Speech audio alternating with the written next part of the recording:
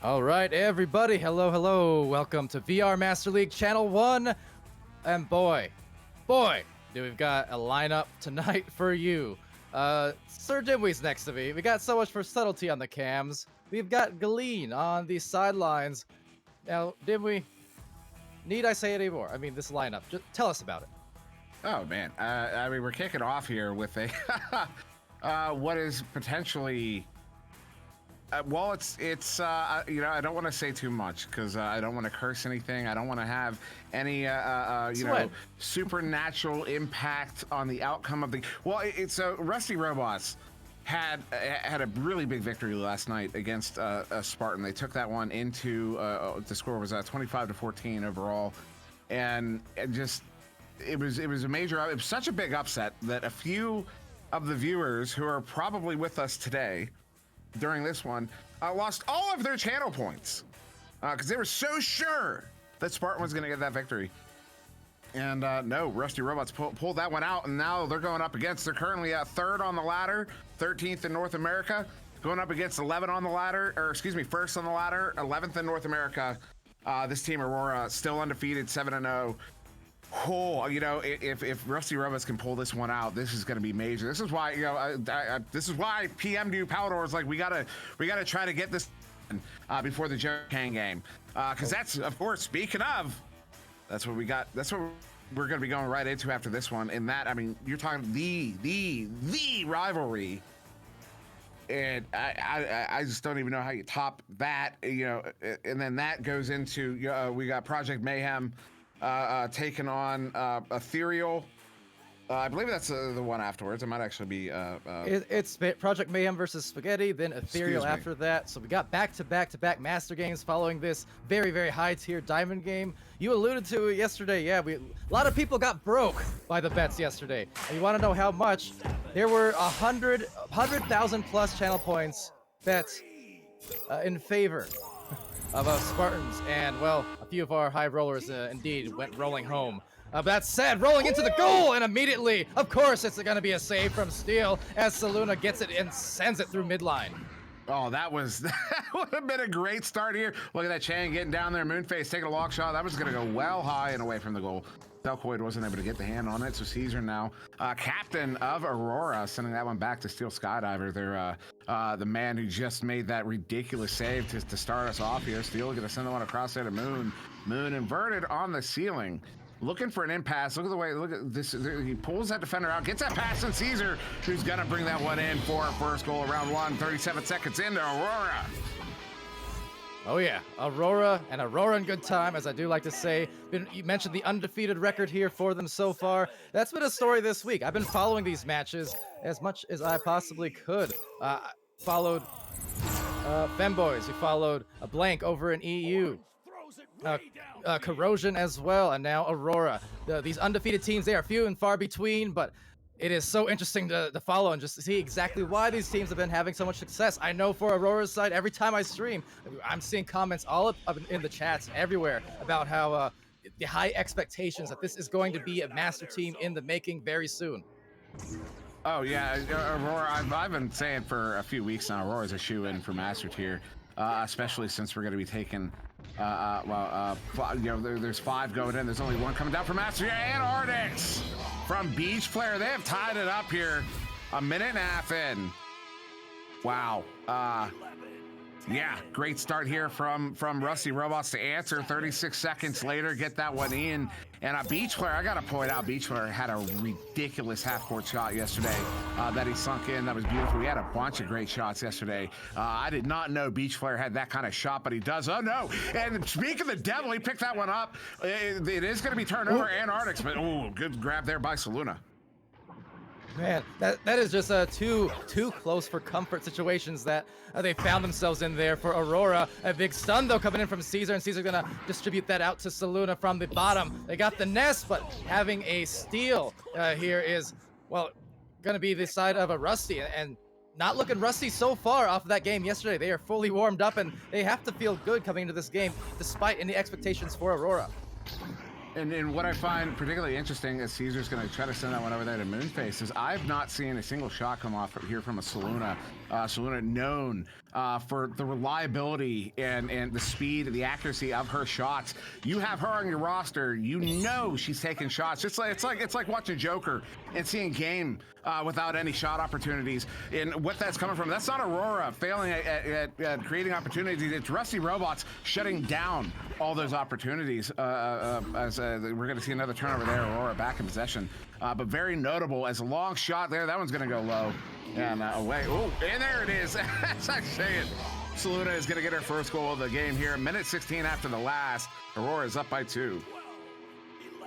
Yeah, and it would be pertinent to note, I know Saluna in particular was having a few connection issues. Apparently, more on her side of things before. Saw some ping potentially going in, so I'm not sure if that will play a factor today. But, you know, on a team with, again, Steel, Moonface, and Caesar, you know, holding strong, that back line will be Steel, and of course Caesar and Moonface. They've been shooting ridiculously hot. They've had some fantastic offensive plays in the last few streams of theirs that I've done. So with or without Saluna and at the full connection, I mean, this is still a very, very firepower heavy team. Oh, absolutely. I mean, it absolutely is. There's a reason they're still undefeated, and it's not from just a single team member. You know, it's a team sport. It's a team sport. You don't get success without a whole team. But finding success, and what a setup there. Moonface over to Steel Skydiver is going to bring that one in for the 2. Steel Skydiver playing both sides of the arena here. Nice assist from Moonface, and you see Steel threw that one down like a sledgehammer, just right overhead, and then buried it. So they're up by 4, but only 4, with 5.5 minutes left. So Aurora in the lead, but it is still a narrow one, and Rusty Robots looking to make the magic happen twice. Could be the ultimate spoilers with that pass, and they're gonna send it in. What a flare of a pass from Beach to Antarctics, and it was ice. Yeah, beautiful setup there. It's once again Beach Flare to Antarctics, just like that first one. And the way, you know, Antarctics puts that in, and that looks like Steez. And there may be a little bit of Steez element to that, but he was under attack on the front side of the goal there. There was a goalie in the goal, so he swung around to the backside to put that one in, to stuff it in, and they're back within 2.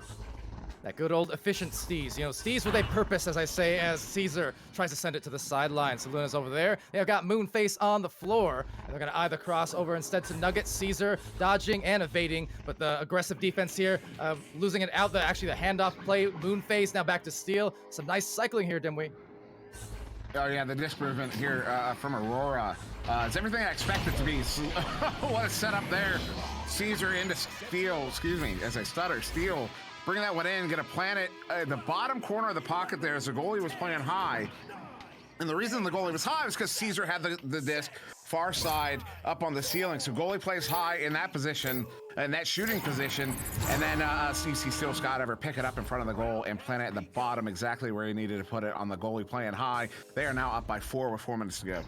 Well, we talk about potential caster's curse and this and that. I know you usually don't buy into it, but see, you mentioned Saluna not scoring yet, and then she scores. I mentioned Steel. He's going to hold the back line. Well, what does he do? He goes back to back and gets these front line scores anyway. So with that, it's just a testament to the level of these players that they do drive in. Saluna being defended pretty well. Steel, the offensive player, is going to get the 10-4 lead for Aurora. It was a scorcher of a shot, too. 18 meters a second. You saw the goalie. The goalie saw the shot. He saw where it was going. He reached down for it and just wasn't able to get the grab. I believe Vanquish, the goalie here for Rusty Robots. Vanquish, someone who's been around for a very long time, used to use that voice changer. I don't know if he still does, but I'll never forget that his opening line every time he entered a game was Vanquish online. It's fantastic. I miss it, but I love seeing what we're seeing so far in this game. Oh, what a stack! Oh, that was fantastic to disrupt that one there. Yeah, punch him so hard that I'm hurting right now, but Caesar has the disc, and they have the split by the bow tie and the top trench, so positioning out pretty well. Saluna's over by the barrier just underneath and getting contested, and actually will come away with that, but a lot of heavy defense again. There's Saluna this time into that pocket. Oh, so familiar place. 12-4 for Aurora. Yeah, I mean, that was great placement there. Right? Once again, you know, what's really interesting, Aurora's goals are not happening on empty nets at all. They are scoring on goalies, every single one of these, as far as I can remember, as far as I can recall here so far. It is 7.5 minutes off the clock. Yeah, it's fantastic performance from these guys thus far in this one. But Rusty Robots have not been making it easy. You know, Aurora has had to work for every single one of these goals. And another clear in here. Actually, was that a pass or even a shot very near the goal? A couple stacks coming in into the hands there of Rusty Robots, sent out back towards mid. And no one in the midfield, but well, suddenly everyone in the midfield, just based off those chains down the floor. It will be Saluna with the disc here, just trying to line it up. They've got one in the goal, maybe trying to eye that goalie punch into the three, but we'll have to back it out instead to Moonface, who backs it out even further to Steel Sky, who's been having a really effective game on offense. And once again, they're going to play it patiently here. They know they got, 2 minutes, less than 2 minutes left, in fact. So high percentage is the name of the game, and they will be fine in this first round as Beach Player looks to tap it out of there. Does tap it out, but it stays in the zone. Gonna go far side trap. Slap forward now. Didn't catch the player who slapped it, but it's all the way down into the Aurora bubble here, bouncing around to the near side wall. And will be Caesar getting there first, as I see, who is that? Saluda is just doing a number on that chain that was trying to get away. Still throwing out stuns. Actually, Steel Skydiver in that near side too. But that pass going to go out there to Saluna far side. Saluna going to forward this one all the way down towards the goal. It's got a ding. Oh, Steel is there to pick it up. Once again, bottom corner pocket. How many of these goals from Aurora have been to that bottom pocket? How many have been from Steel? You know what? Steel Sky Luna is now his new name for this game. He is just hitting the pockets, and he is dropping every shot that he has an opportunity to hit, and doing it with great ease, it would seem. So popping off not only defensively, but offensively, and to the tune of a 10-point advantage as a Vanquish launches out here for Rusty Robots with about half a minute left to maybe get something going. Yeah, it's easy to look at the score, look at the time, and say, might as well just rest. But no, momentum plays such a big role in this game. If you can get another goal here, it's something you can build off of. You can use that pushing into the next round. Beach Player with the Beach Player going up, looking for, I believe it was Antarctics. Antarctics out going to Beach Player. Beach Player is going to send it in for the 2. It is too little too late for this round, but once again, I'll say it again, that's something they can build off of to push into the next round here. But it will be a 14-6 round 1 victory to Aurora. And with that, we'll hand it off to our sideline caster here in Glean, and give us an idea of maybe what's going on and what to expect the next round. Yeah, thank you, Pally. And both teams are showing excellent disc control. We've seen from the passing from both teams. They've been crazy good.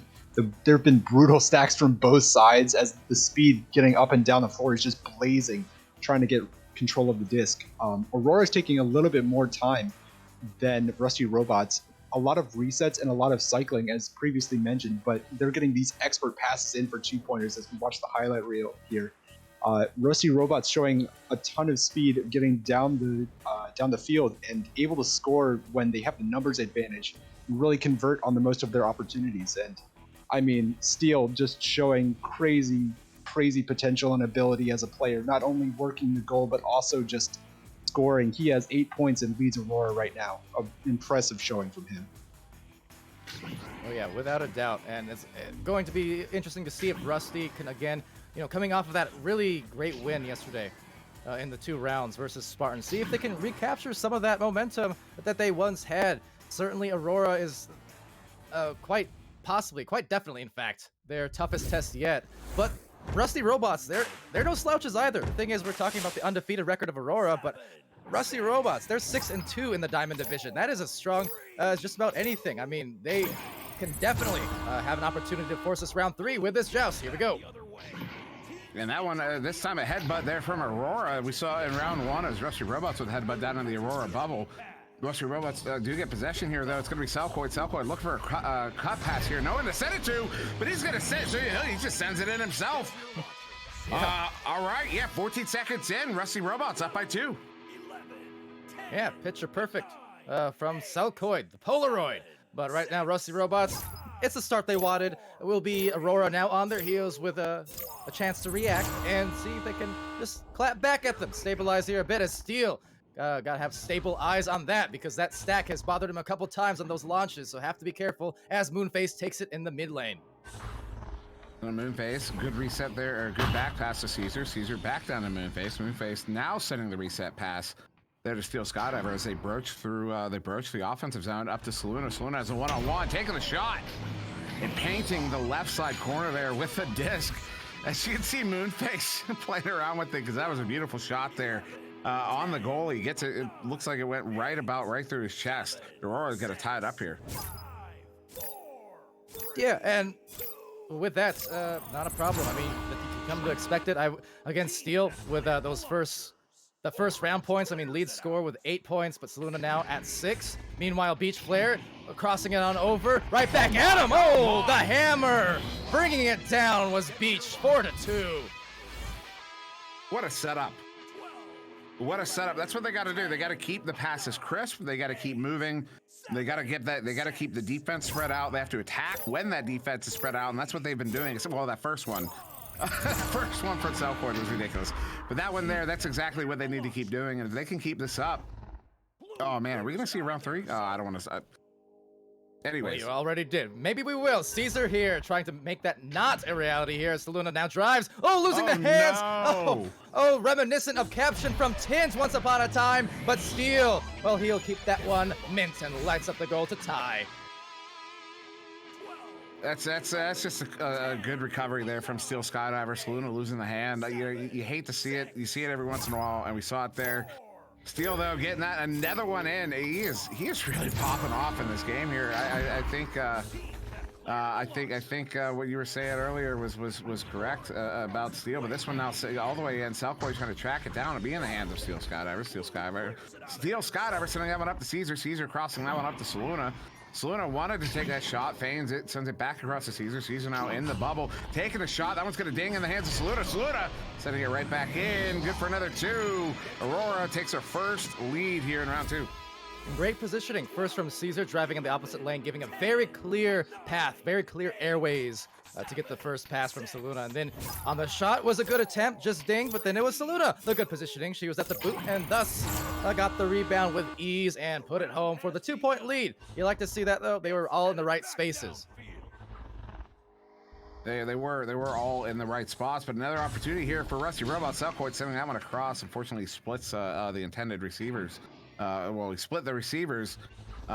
I'm sure he wasn't intending to hit both of them. The Cellcourt has it back. Cellcourt going behind the goal there to Beach Flare. Beach Flare is going to pop it in for the 2. They've tied it back up. Ooh, love what I'm seeing. My shoulder hurts from that move. Just the way he dragged that around, just to try and maneuver the disc around the defender while he was maneuvering around the backboard. Really just extended that reach and then brought it home again. So tied up this round. I mean, need I say it? It's neck and neck. It is exactly, why this team had upset Spartans yesterday. I mean, they have that potential. They have that kind of firepower, and so far they're showing it in the second round as another chance maybe as it goes into Aurora's blue zone here in the blue and slapped by Steel now. Antarctics did a really good job of splitting up the Aurora stack that was trying to get to that disc. He got a good lead. He split up the stack. He got a good leech. And it leads to this here. Cellcourt Antarctics. They're retaking the lead. 4.5 minutes in. This is a proper game. That was nice. Just switched the hands and then dipped it right in the pocket, didn't we? We mentioned it earlier. I mean, you would say they're sort of steezy moves, but they're also with a purpose. I mean, they're scoring goals off of it that they otherwise might not have been able to. So I'm pretty impressed here from Rusty Robots. Oh, impressed. Impressed doesn't do it justice. Moonface now with it here for Aurora, looking to tie this one back up, maybe get one ahead. No, he's going to come in one-on-one as Vanquish comes out, gives him the stun, but doesn't get the grab. That one goes in for the 2. They tied it up again here, 8-8. Just about what's that? Just under 5 minutes ago. We're just over the halfway mark. Yeah, and Moonface had all the time in the world to just drive that in. Definitely a player who was devastating from mid and long range as well, but give the opportunity to Moonface or Caesar or Steel, any of these players. I mean, you give them that opportunity, they'll be glad to walk it in. And now walking it back up, Moonface again, sending it to the cloud, but nobody home. It's going to rain down as it's picked up at the gutter by Saluna with some options at the barrier and at the ceiling to Moonface. And maybe from those skies, finds the dive. It's 10-8. This is a nice setup there. So, Moonface inverted on that corner wall there, kind of draws the attention of basically all the defense. He didn't necessarily draw. Well, actually, no. Looking at the replay, he drew them out towards him as well, which opens up that lane there for steal. That was a beautiful setup there. That's how you manipulate the other team. That's how you manipulate the other team's formations to do what you want. That was masterfully executed, and Aurora's up by 2. Oh, and about a string of five or six good passes here coming in from the side of Rusty Robots. They will mishandle it eventually thanks to some stuns in the bubble, but a recovery about to be had, it looks like, with a little bit of time, just a sliver in fact, and setting it the ways of Selkoid, but Selkoid being punched out and now stunned. Steal, and now back to Moonface and to the other side where the goal is open. Oh, but the grab, and Ardix now. Yeah, what a grab. Saluda when she brought the hand back to take the shot, she was intent on taking that long shot, but they got a good steal. Took a double team though, and that's what I'm saying. Oh, Beach Flare opportunity, sends it in, hits it for the 2. We're tied up again with 3 minutes to go here in the second round. Oh boy, what a finish we have brewing in this second so far. It is still right up neck and neck. I mean, good, just great plays. They are really just putting it in. And not thinking about, again, the fact that they're facing a higher ranked team but undefeated. What they're thinking is, we are going to hand them their first defeat, and we're going to meet them at round 3. But let's see, it's Caesar just missing the disc, so back to Rusty Robots perhaps with a chance. Yeah, Vanquish sending this one out, but all of Rusty Robots was in the bubble there, so unfortunately it goes right back in the hands of Aurora here. Moonface with it. Moonface bringing it in. He's going to plant it for the 2. They're going to go back up by 2 here, just going back and forth with the lead, going back and forth with these ties. And, you know, I just got to say, we're witnessing, like, these are the sorts of games. It's hard to point out when you're in one of those games that people are going to remember. And regardless of the outcome, we're still witnessing the story of these two teams and their come up. And I mean, we're probably even watching, you know, a preview of some of the Challenger Cup that's coming up in about 2 weeks.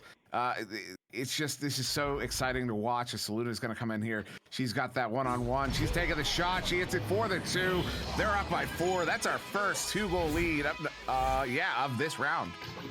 Very nearly got the 3 as well, just 8 meters deep, so it could have been basically 50-50 on whether that turned into a 2 or 3, but just got the fingertips inside bubble. So with that, super quick goal. I mean, not a lot of time spent, so in a sense, that's okay here as long as Rusty Robots can score with equal precision and quickness. But we'll see, because the dive coming out and losing the disc as it goes to midfield.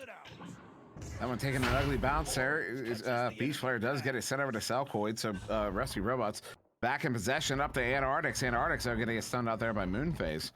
And Moonface has been incredibly effective in this game. Took a few shots that didn't quite get in.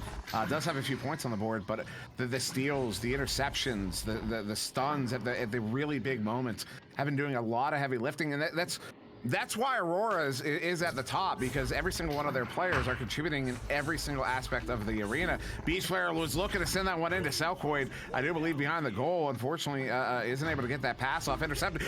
Oh, I wanted to freak out. Oh, me too. Oh, that was so close.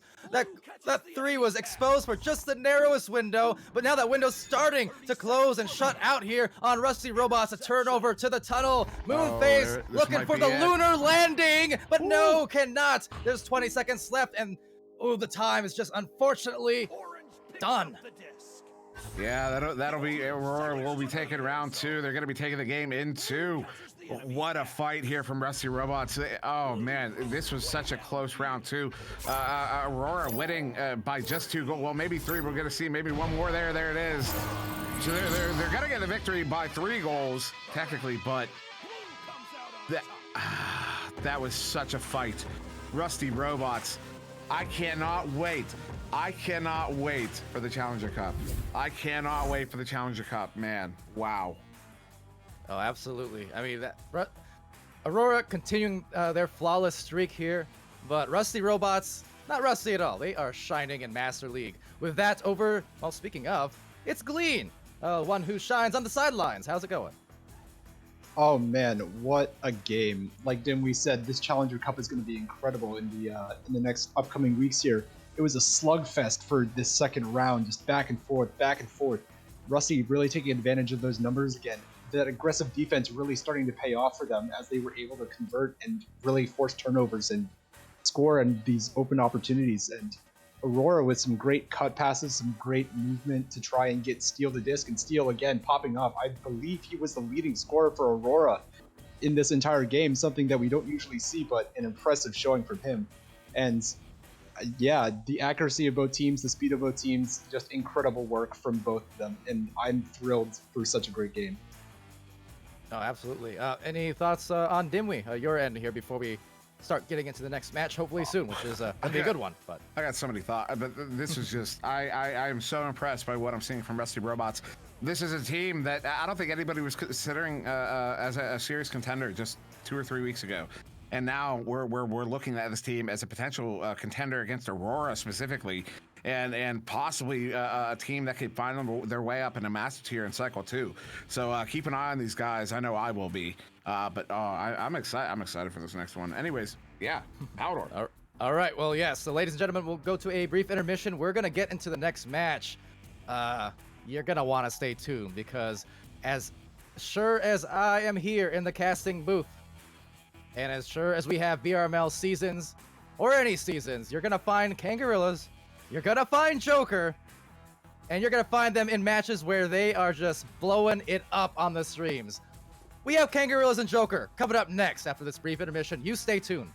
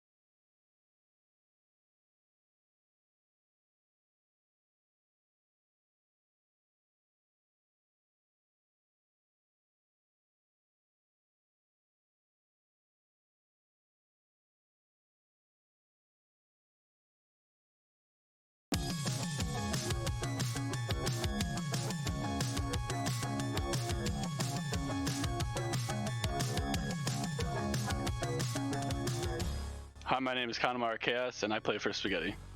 Hi, my name is Meatballer90, and I play for Team Spaghetti. Hi, my name is Oculusator, and I play for Team Spaghetti. Hi, my name is Zhao, and I play for Team Spaghetti. Hi, I'm Llama Cat, and I play for Team Spaghetti.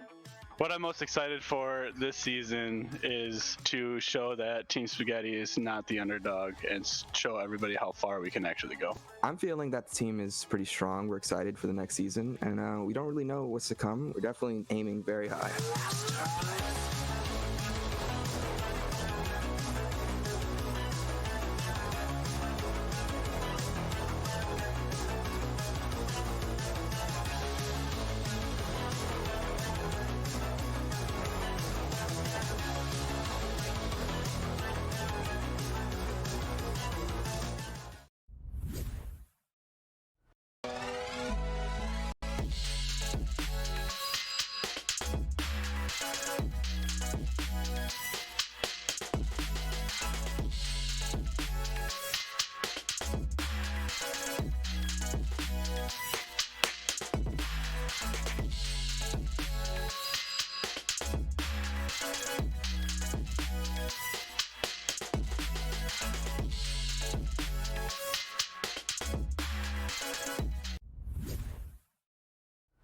If we're knocked out, we'll go the distance. Pound for pound, we're a perfect match. Pulling punches, we're toe to toe. We're For always on Spaghetti, the move. this is their live. They need to win, flat out. They're back within 3. We have a minute to go here in round 3. Spaghetti.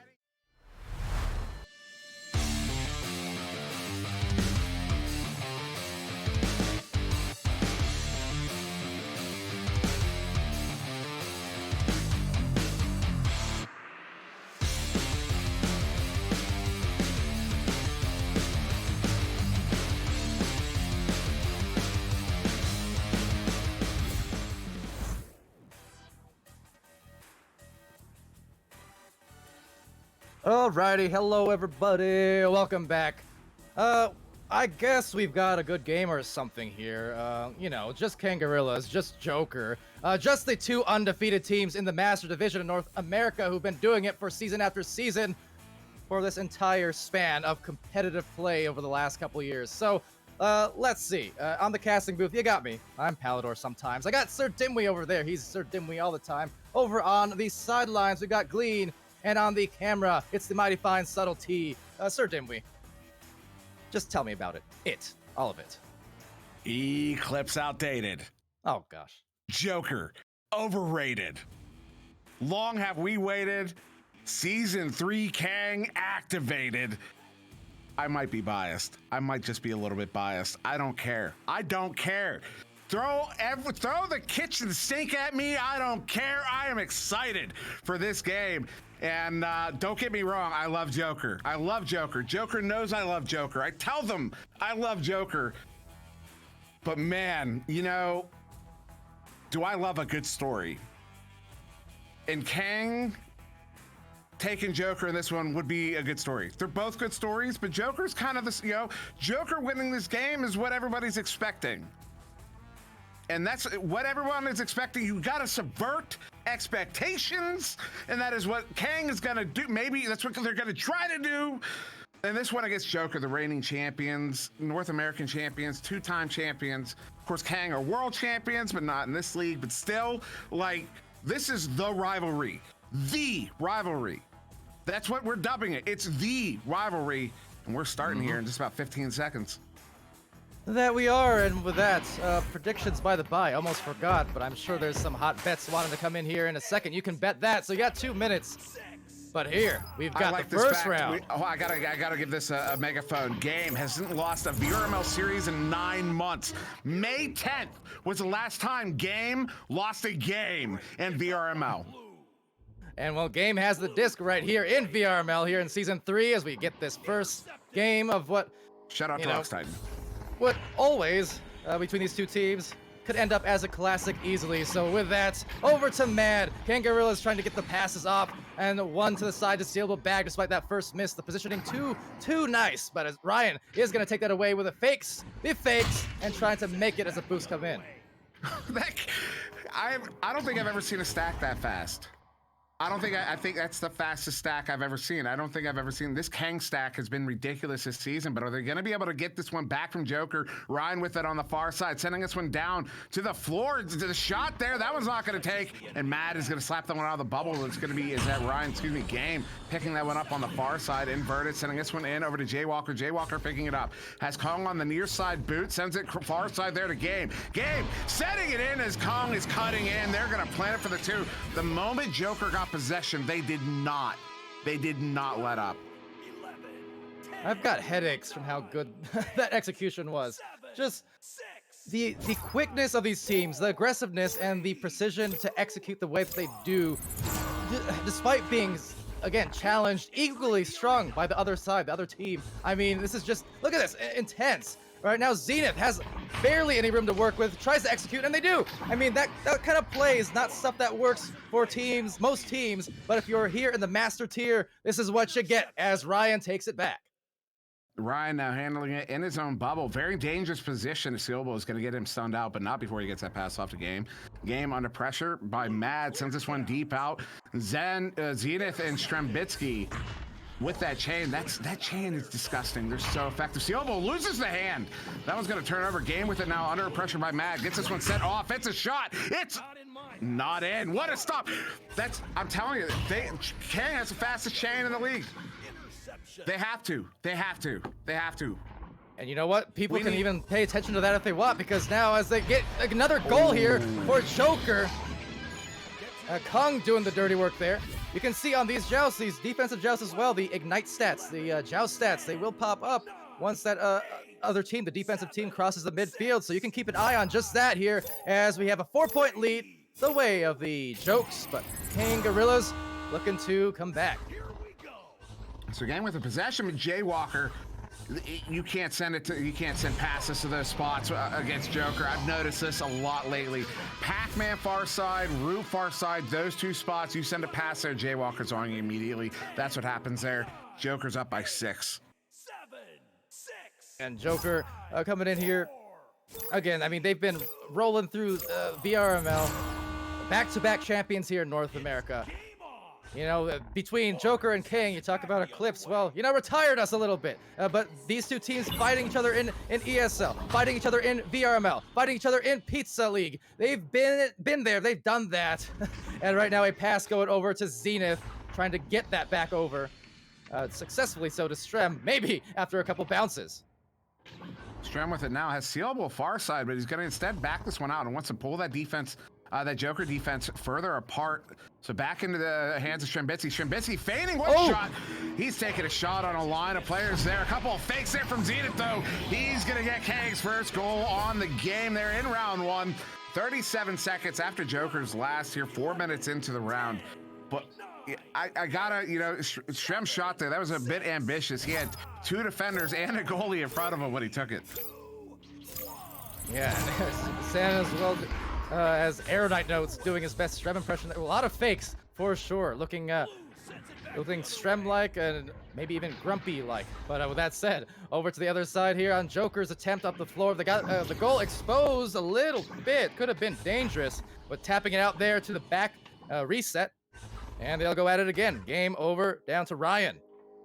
Ryan with it, looking for a cut pass. No, he's gonna take a shot. That was gonna ding. Maybe as a result of getting stunned out, he might have gotten stunned out before he completed that arm rotation. But this one, Kang's gonna clear this one in. Unfortunately, you know what? The turnover. Zenith shot. Oh, the ding. Heartbreaker right there. And something else I've noticed, Kang's stack is really fast on defense, but on offense, we've seen not quite as much speed. You see right there, they were able to get to that one, but they weren't able to get to the last one. I'm curious what's going on at mid that's making that so difficult. Is Joker just focusing on it at mid? Jaywalker long shot. See, once again on defense, that changes right there. What's the difference? Every single shot that goes out, I mean, it seems like there's a Kang stack just as fast as the throws. As right now they lose the disc up here to the diving Zenith now, sending it over to the cross, but hiding behind that station, punching in the ticket and sending it up to Kong, who takes it, and now picking it is going to be Game. Game always dangerous, but cannot get the drive. But they'll still get a rebound recovery here to Kong, and right through the thickets of defenders. That is 8 points. Joker. I don't know how they get the goal there. I don't know how Kong gets away with that, as we do get a pause here. But that was just persistence there. They got the recovery. I don't know how. They got the lane. I don't know how. And he got a beautiful shot off on the goalie. Yeah, well, right now, I mean, fast start overall. We're about halfway, a little under through that 4.5 minutes left. But I mean, 6-point differential, not all too much. And with that, I'm not sure what the issue may have been, but we're unpausing right away. So we're back into this round. And Kangorilla's staying in it still yet. Yeah, and this is a fantastic game. I mean, Joker, we're over halfway through this first round, and Joker's not at double digits, which is, it's not unheard of. It does happen. How frequently, I'd like to look up, because Kang is not making it easy on Joker. Kang has 2 points on the board and are in possession. Xena sending that one down to Mad. Mad forwarding this one up. I believe that looks. I'm curious what the setup of that play is. What the ultimate intent is there. It looks like maybe it's a bounce past the Sealable on that near side wall, but they're still in possession. Sealable with it now. Sealable going back across. Unfortunately, a little bit too high. But from the perspective of Kang, a little bit too low as they are all inverted. This one of their inverted plays. Long shot from reliable Ryan. He hits those, but not this time. That one's going to go a bit wide and bounce in the hands of Game, who does hit those. 21 meters out. They're up by 9. Oh, that recovery. The speed was there. I mean, the recovery was there, just couldn't get the anchor on the goalpost. So that extra half second that it took to turn around and readjust, suddenly that goal was being busted open by a long-range bomb from Game. So they're down 11-2 here in this round. Now kind of an unforced turnover, so need to kind of gather themselves a little bit here and be careful, because we've seen Joker in these positions before where they start getting teams a little bit flustered and then suddenly it's just a pile-on of points, and from the pile-on, well, getting stunned and back to the anchor, but a good grab here. Zenith now losing it out to the trench. That one recovered there by Game, and Zenith another gets done. That one slapped out. They got 3 players at mid. They just got to get their stack together. I'll point it out again, and I hate doing it, although Sealable back has an opportunity, sends that one and dinging it. That's not the time to ding it there, but I'll point it out once again. The speed of Kang's stack is so fast on defense, but on offense, for some reason, just doesn't quite have the quickness. It's like they're having trouble getting together on offense, but on defense, they're right on each other. I'm curious what the disconnect is. I think it has to do with Joker. This is a long ceiling shot. That one's going to go wide. Ryan is going to be the first player to get there. Ryan trying to recover on that one. Another ding. Jaywalker, Game with that one. Game does not miss. Hits it for the 2. They're up by 11. Yeah, just punishing here. Definitely, especially with that last attempt on the Joker side of the floor. That missed 3 could have brought it, still close enough to be within reach, but now it's essentially a 6-point turnaround in that sense. You lost your opportunity at that open 3, and it turned to a 3 for the other team. So, like I said, needs to be careful, because this is the kind of stuff that can damage you going into the second round, if nothing else. As Strambitsky clears it out, sends it over to that station to Mad, and Mad just watching teammates fly by and get in position. Something else I'm noticing that Kang is struggling with, Joker's making very difficult. As Mad's got an opportunity, Santa gets shot at. You can't shoot low on Kong. It doesn't work. I've seen it a million times. Zenith, great opportunity, open lane, takes the shot. Oh, that one going wide. Sealable picking that one up. Zenith in front. The Game is in the lane. He's gonna get that one cleared out all the way down past the backliner there. It is going to be Joker getting there first, but there are a few players of Kang in the bubble. They send that one in. Game recovering. Game recovering again. Sends it in for the 2. They're up by 13. But real quick, I just wanted to point out, when Kang comes out, they're frequently sending that first pass in that sort of protect scheme, kind of in their own zone, and Joker has been tearing it to pieces the whole round. Yeah, the thing is, it's easy and it's obvious to point out Joker and their ability to just be unbelievably difficult. They're Goliaths on offense. Right now, going on offense is the Kangorillas, and there it is indeed through the slice of finding that nice shot was sealed. But as I was saying, the Joker's defense is just as strong as a thing. So you look it up and you see they have in any given game 15 points, 20 points, even more in occasions. And it's not just a matter of them scoring fast, it's because they're also just defending in the midfield. They're defending fast. They cause fast turnovers on teams constantly, and it's so tough to deal with. It really is. It really is really tough to deal with, as they're going to get one more to end the round here. Joker going to take a 17-4 victory over Kangorillas, but You know, that one, that last goal there was kind of a gimme. You saw Kang when they came out, they sent all three. They sent all three of their forwards all the way down but we are at intermission. Glean, what's going on, man? Yeah, like you were saying there, Dimwei. Yeah, Kang sending all three of their guys in there at the last moment to try and get something going, but they certainly were able to score and, you know, hopefully turn some momentum in their favor for the round 2. As we're looking here in round 1, there was some strong bubble defense from Kang, but Joker's speed, much like their namesake, they love to play on their mental. They love to play the mental game, much like the Joker from the Batman series. I mean, their speed and their turnovers and the way that they just force these errors and score off of those errors is just incredible work from them. And you guys were pointing this out a ton earlier, a tale of two stacks, the Joker offensive stack versus that Kang defensive stack. It's an incredible showing from both sides, and it's something I would love to see going into the second round. Well, yeah, you and me both. It is going to be a battle anytime between these two teams. We've seen it time and time again, and thus far, you know, Joker in firm control after that round, feeling good. But now the last minute is going to be a very telltale story of what has gone on in the Kang tunnel, because Kang Gorillas have been one of the best teams historically, and also being able to adjust after, you know, rough starts in their first rounds. You know, we saw that quite frequently at times in previous seasons, where that first round, you know, they got to get that engine revved up, and then by the time the next round starts, they get it going. And it's gonna be, excuse me, Joker getting that headbutt off of that joust. Kang has it for a moment, sends it in. The game is there to get that one picked up, sending it up there to Jaywalker. And Jaywalker gets stunned out. Game picks it back up. Game gonna send this one into Jaywalker. Empty goal. Misses that one. McCong is gonna take out the trash, get the first goal of round 2 there. 22 seconds in. And I was gonna say that I think that last Kang goal might be a turning point, because that was the play that last pass that Sealable got that got him that angle on the shot is what they had tried to execute that play a few times, and it was not working out. They got it to execute that time, and I'm wondering if that was the thing they needed to feel like they were back in this game, get their footing here. So we shall see. It's going to go into the trap, and they have a chance for Mad and Co. as they get it to Zenith. Nice little snatch up from the behind him as he's going to walk it into the goal, but just dived out upon by Kung. So that shot is out of there. And real quick, I want to thank Wolverine for the subs earlier on, as well as Vacant Ace for the bits, and Millicent with a tier 1 gifted sub as a hype train is in fact underway. Thanks for the love, guys. Fontac as well. And here we go as it goes back into the possession of Joker. And Joker with an outrun, sending it across the game. Getting his pocket picked. Matt picking that one up.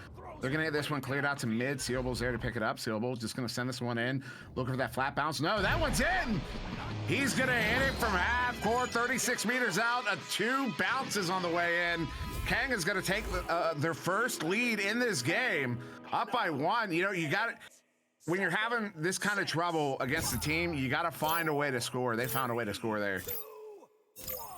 And if anyone can, it's the Bag himself, the Bag Man, as will be taken by Game, seeing if they can contest this with that stack you mentioned. These 2 stacks really, the best of the best you're going to see. And even this extends back to even 2017, 2018, you know, when I was still playing. Kangaroos, even back then, were always just a fearsome, one of the fastest stacks in the West. And now a snag out from Bag, and they'll back it out to the front as they boost down the line. What a defensive play. And Kang, they've got a chance if they can get this really quickly for Mad. And there it is from Zenith instead. It's 5-2. I don't know what Kang figured out, but they figured it out. As you see, oh my God, the timing on that! Shut up! I gotta mute. I'm sorry. I'll be back in a minute. I'm just gonna drink my tea. It's not as hot as it once was, but this game, it kind of is. This game is turned around in favor of Kang. They're feeling pretty good. I'm feeling pretty good. At the moment, I'm sure Dimwi is feeling maybe too good. But hey, they're hot. Got that solar energy going on for sure. We like the stock. To the moon. Anyways. Yeah, that gave me some anyways, yeah, so another thing I wanted to point out from that first round was the score. It's another one of the situations where you see a big difference on the score line, but that's not reflective of where the battle is really happening and how that you're getting to that big difference. And in that first round, it wasn't. I don't even want to say it was necessarily strategic decisions. There was obviously strategic decisions involved, but I don't believe that was the decision maker. Rather, it was those interpersonal moments, those strategy versus tactics. These would be the real strategic moments. Those one-on-ones, those 50-50s, where there was a save that I believe it was Kung made in this round, where I'm not sure who I think it was Zenith coming in, did one extra pump fake, and in that pump fake, Kung came out and smashed him and got that turnover. It's those small moments that were piling up in that first round that I'm thinking Kangaroos was able to is currently winning in the second round, leading to this current lead. Yeah, and well, we'll see how this story continues to play out here. I mean, these teams will punish each other on every little mistake, as you know. So timeout is up. Listen, asking what type of tea? Black, like my heart. But over here, the shot! Ooh, almost in, but off the barrier, being denied, and it's going to go to the tunnel, where it's taken by Sealback. So they're going to continue that goal, just momentarily open, but back to Strem now, and driving it up the floor. Strem, he pulls one of those Strem fakes. No other player. I see a lot of players fake their shots and fake passes. The way Strem does it, it's almost like a one-armed eagle. He's got that long arm stretched out there, and he flaps it on the way in. Oh, what a setup there! Zenith almost getting it. I believe that was off of a head in the goal plane, right near the goal plane. Now Kong with it, Kong sending it, forwarding this one up. Hits Jaywalker. Jaywalker with it now. Joker with a big opportunity here as Kang all get back to the goal. There it is. Jaywalker to Ryan. Ryan gets it in for the 2. They're back within 1, but Kang's still in the lead. And right beyond the fingertips of the goalkeeper there, just barely. We saw, again, the defense is immense and between these teams, and just ridiculous. But with that, I mean, it's a game, Dimwi. This is exciting. It's 6 minutes left here as Strem rolls out the fake. No one there in the area. Game gonna kind of delay that boost up into the floor. Now beyond the reach of Jay, so gotta be careful of him in the midfield as always. But Kung is there with the recovery and just shovels it over to Jay. Jay, long cross pass there to Ryan. Ryan has a lane. Ryan takes a shot. Reliable Ryan is in the building, ladies and gentlemen. Joker is taking a 2-point lead here, almost halfway through the second round. And that might have been the biggest delay that I think we've even seen so far in terms of Kang actually being able to get it stacked to the defense, back on the defense, because the vast majority of their stacks have been able to secure a lot of those throws. So I was fully expecting, but obviously a good job just stack busting there in the back line for Joker. And now some more head busting there on the stuns. Mad and Kung contesting each other as another possession going Joker.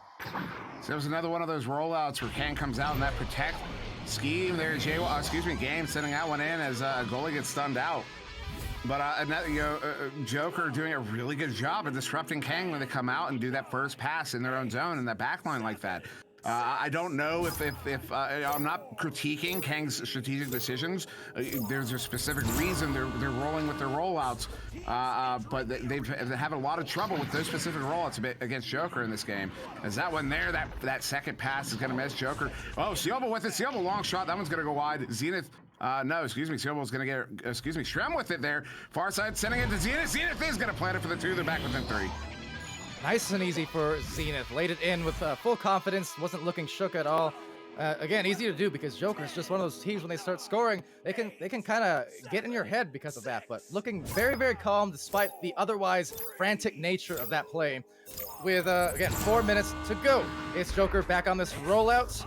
And Kang kind of splitting up here on their stacks. They got that delayed one coming in hot, but we'll still get it to the tunnel. They got to be careful. This is how Ryan scored earlier on with that lane. Now it's going to be taken back and tapped back out to the back line. So at least fending them off for the moment. Those tap passes, those two tap passes in a row to get it over to Game, to get it away from the defense. Ryan taking a shot. What a stop! Strem Did he even look at that? That was out of his eyesight. You can see he turns his head. That was out of his eyesight. That was an amazing save there from Shrem. That's reading the backboard. It's so important, and it's actually one of the easier skills to develop if you just give it a little time. But now Joker back in possession. Kong puts on the brakes, sending it across to Ryan. Ryan trying to go back to Kong, but that's a little bit of a miscommunication. So we're going to slap that one out of the bubble. And even on one of those passes where Strem was getting a little bit faked out, he not only using his hands, but his head to try and just butt that disc out on the pass. That said, there's the pass, and there's a strong finish right down the line. And so much traffic inside that goal, but somehow crashed it through. I can't believe Jaywalker grabbed that pass. That had to be an 18 or a 19 of a pass. And you see the way Jaywalker had to reach for it. That was a perfect setup. That was beautiful. Jokers, they're too good. But it will be Kang with his possession once again. Show him over Matt. See how fast they're having to they're flinging their passes to get it by Joker. That's how much trouble they're having with Joker. Joker's just getting out too fast. They're getting into those defensive positions before Kang can set up on offense. That's why Kang's flinging it. Joker's been too fast on these joust disadvantages for them. And it results in another turnover. Still up by 5 is Joker. Jaywalker sending it over to Game. There's Game. Get his pocket picked there by Strem. Strem having none of it. Mad. Long shot. Is it going to be on? It is. 34 meters out. They're back with the 2. Woo! Oh, the Mad Lad. And welcome back.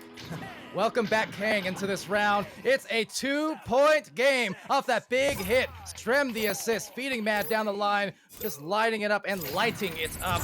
And boy, Dimwi, we're in for a finish here real soon, and I think a exciting one, to say the least.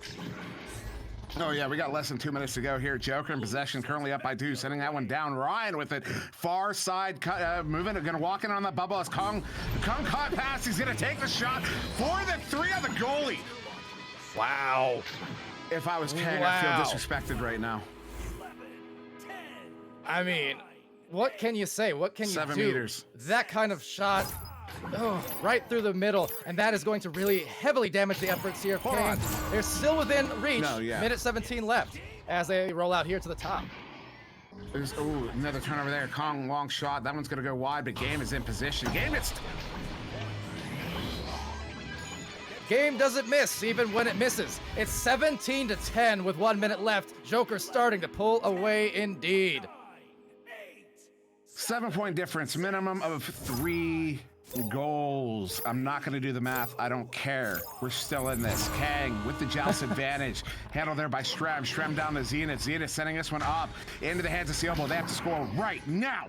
Sending this one down. Mad trying to get there. He's not able to. This one's going to bounce around. Jaywalker gets a hand on it. He's sending that one away. 35 seconds to go. It is going to be in the hands of Joker here. And Zenith walking this one in. Sending this one over to Mad. Mad wants to get one more. Over to Sealbo. They're going to get it there. But with only 7 seconds, what's he coming out of the tubes, give or take, with a 2-goal difference, Joker will take this one in 2. And Joker now will remain your lone master undefeated team in North America, joining Team Gravity over on the other side of the ocean. And with that, your champions from Season 2 still reigning supreme thus far in Season 3. Kangaroos taking their first loss, but still what a match. And what a close one, especially in the second round. With that, ladies and gentlemen, thank you. That was exciting. Glean, what you got and what you think? Man, oh man, just incredible play from both teams. I mean, Kang showing that they came to play. They almost took that second round. It was incredible. I mean, boosts from both sides. Again, incredible. Mad with that long 3. Oh, beautiful shots. A lot of 3s from Kang this game. A bit unusual from them, as we usually see a slower paced game for 2-pointers. But oh man, what a treat to have been able to see.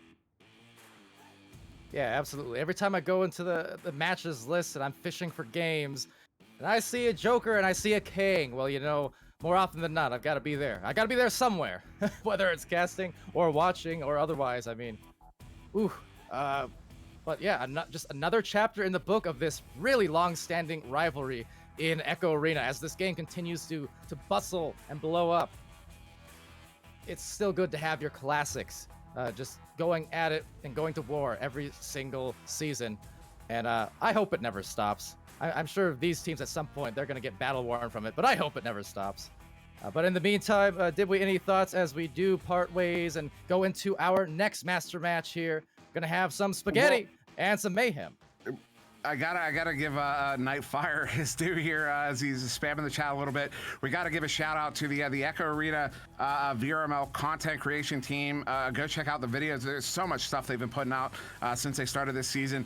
The link is right there in the chat, provided by Nightfire 3 times in a row. Somebody ban that man, mute him for the spam, but it's lovely spam. It's beautiful spam. It's the kind of spam we like. Go check out the channel. Subscribe if you have not. All the VODs that you see, all the games that you see, VRML 1, 2, and 3 are uploaded to that channel. You got game highlights, you've got team interviews, you've got top plays from particular games. Palidore's been putting those out as well. A bunch of great stuff. If you are not subscribed, you are incorrect. Go subscribe right now. I like that. If you're not subscribed, you're incorrect. Well, with that, let's correct course as we got our next match, our next master match coming up right quick. So after a brief intermission, we'll have Spagoodles Spaghetti versus Project Mayhem. Stay tuned.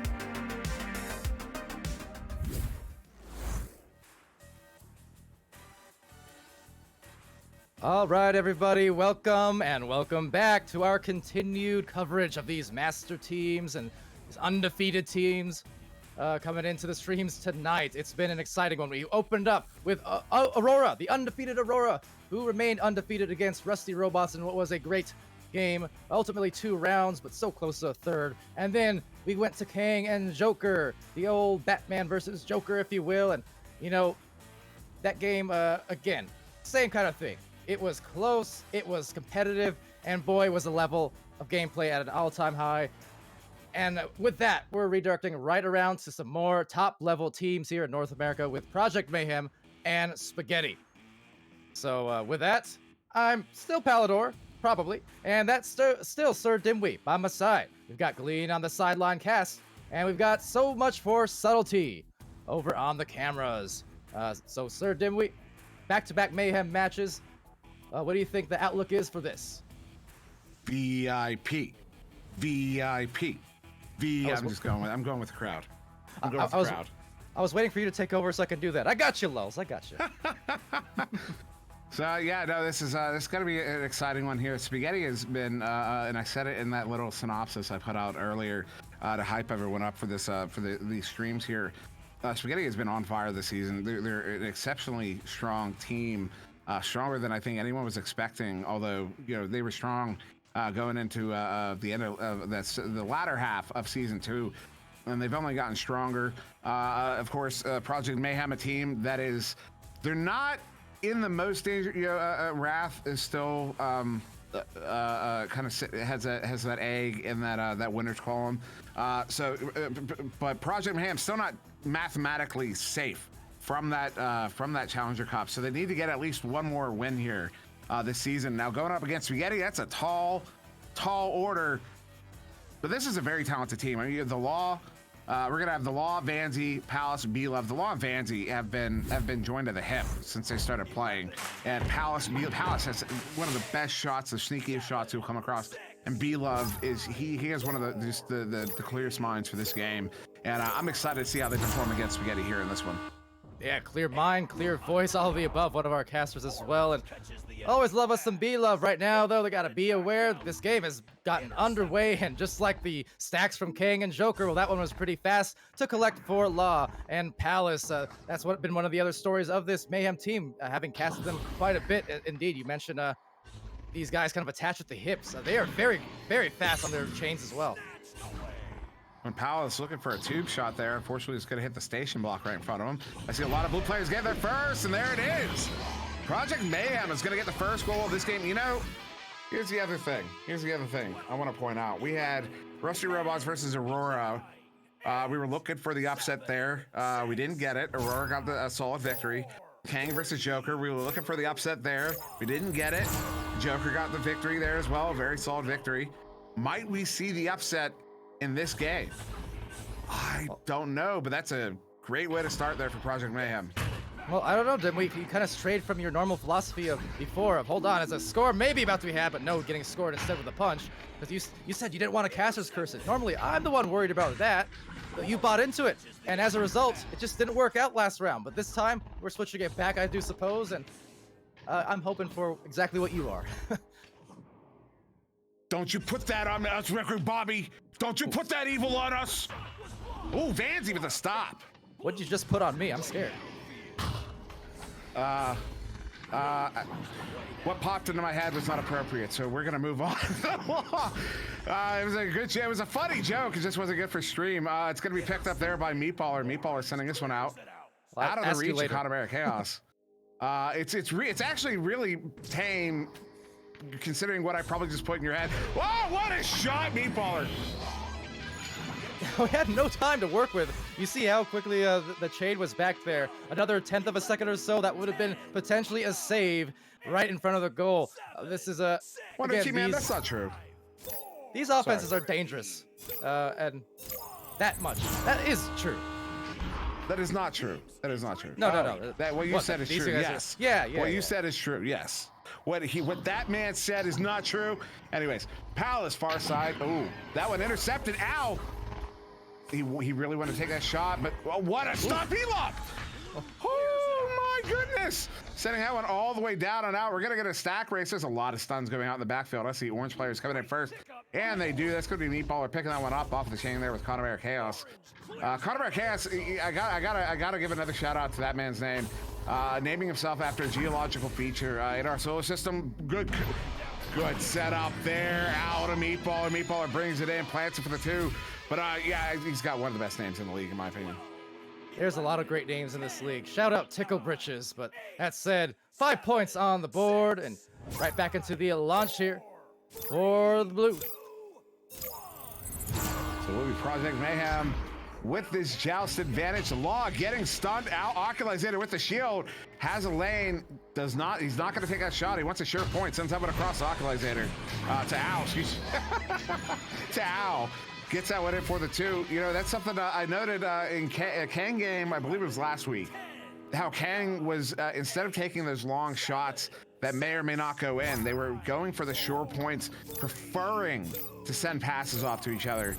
We just saw that once again. Occulizator over to Ow. Spaghetti's got a 5-point lead.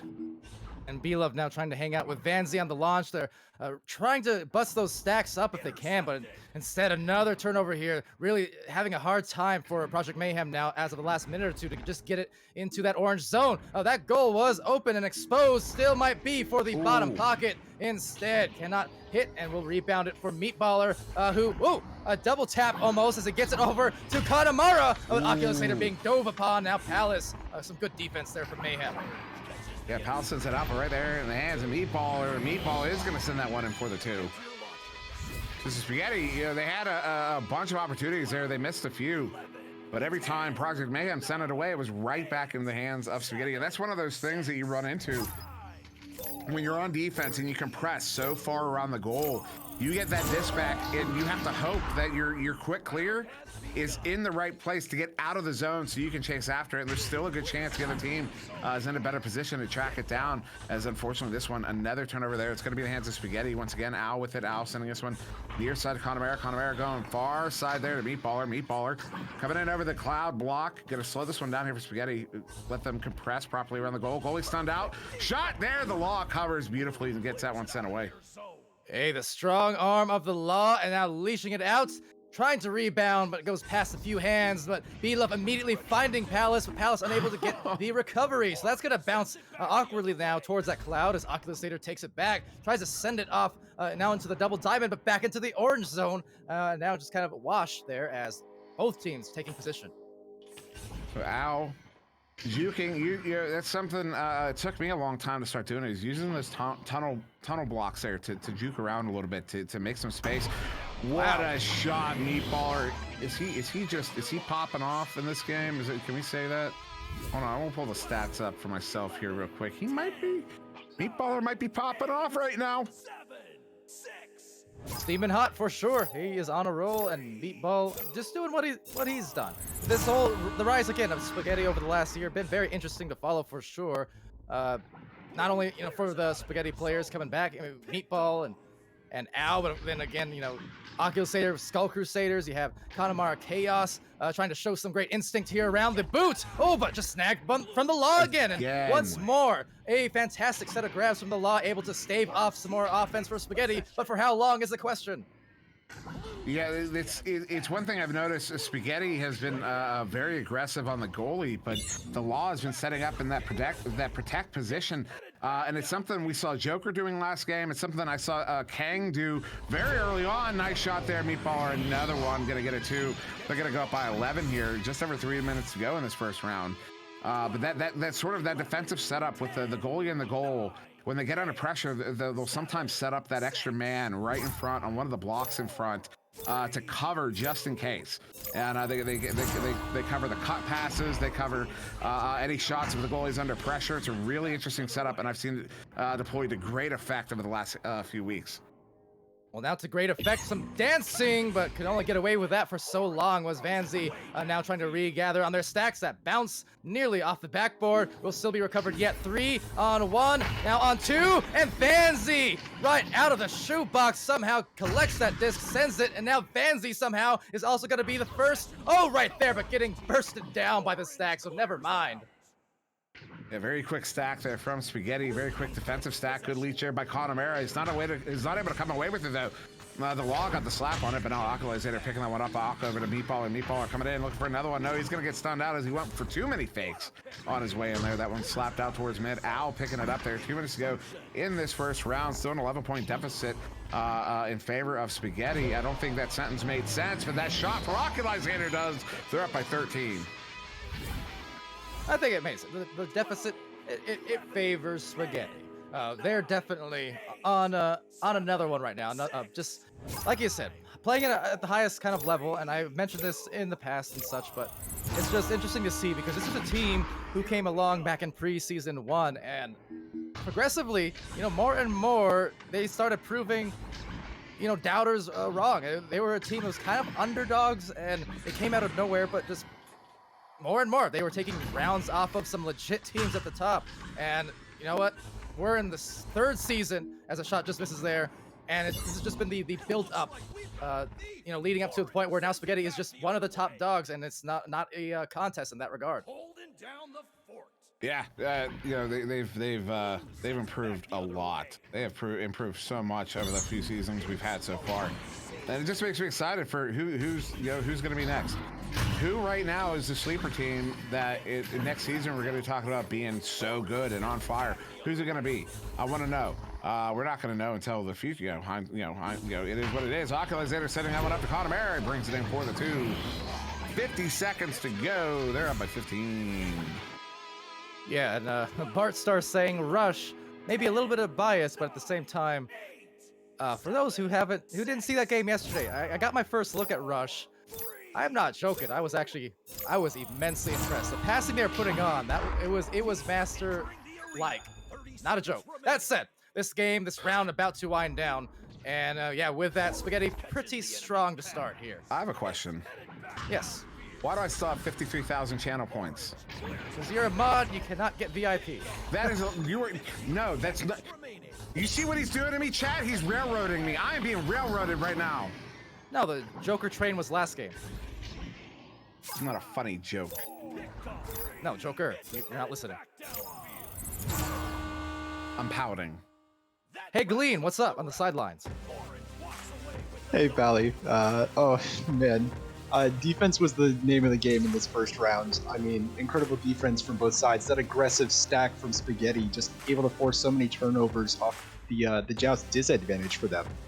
Really getting into the head of Project Mayhem. But Project Mayhem with some incredible saves and some incredible stops. I know you guys pointed out this defense earlier, but that extra person on the goalie blocks making all the difference on a number of shots as the Law is able to snag a couple of shots coming in. And yeah, most of these scores are coming in off of fast breaks and number advantages. Really, no team able to score when the defense gets properly set up and gets going. So I'm excited to see these two go at it again in the second round. Hey, Mighty Quinn, look what I found. Dimwi dropped this VIP and I gave it to you. Hey, Dimwi, what are you looking forward to this round? Nothing. Well, I'm a little bit, I feel a little bit bad now. Only a little bit, though. Chat's turning on you, Pally. Turning on you. I mean, I'm pulling on those strings. Look over there. A second round.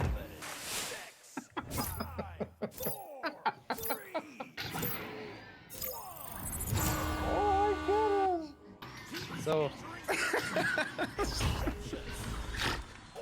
You got me sorting.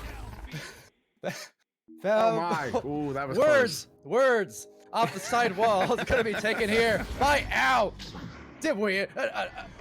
Professional we are. It's gonna go over here back to him as we start the second round. Thanks, Glean, by the way, for that analysis there. Appreciate that. Al sending this one in. Connemara. It was a goal. What did he do there? That was a very interesting goal. Just wipe it away a few tears. That's it. Anyway, yeah, we're back into it. So Spaghetti with that with the Joust now, it's going to be Mayhem and Vanzi attached here, trying to detach Katamara over at the nest, but going to be picked off by Vanzi. Now they really struggled with this in that first round, especially after the first couple of minutes. It stuck on this side of the floor a lot off of their Joust, and it looks like that trend is continuing. That defense is really, really nasty. Oh yeah, it is. And now opportunity. Al was pulling a bit of it.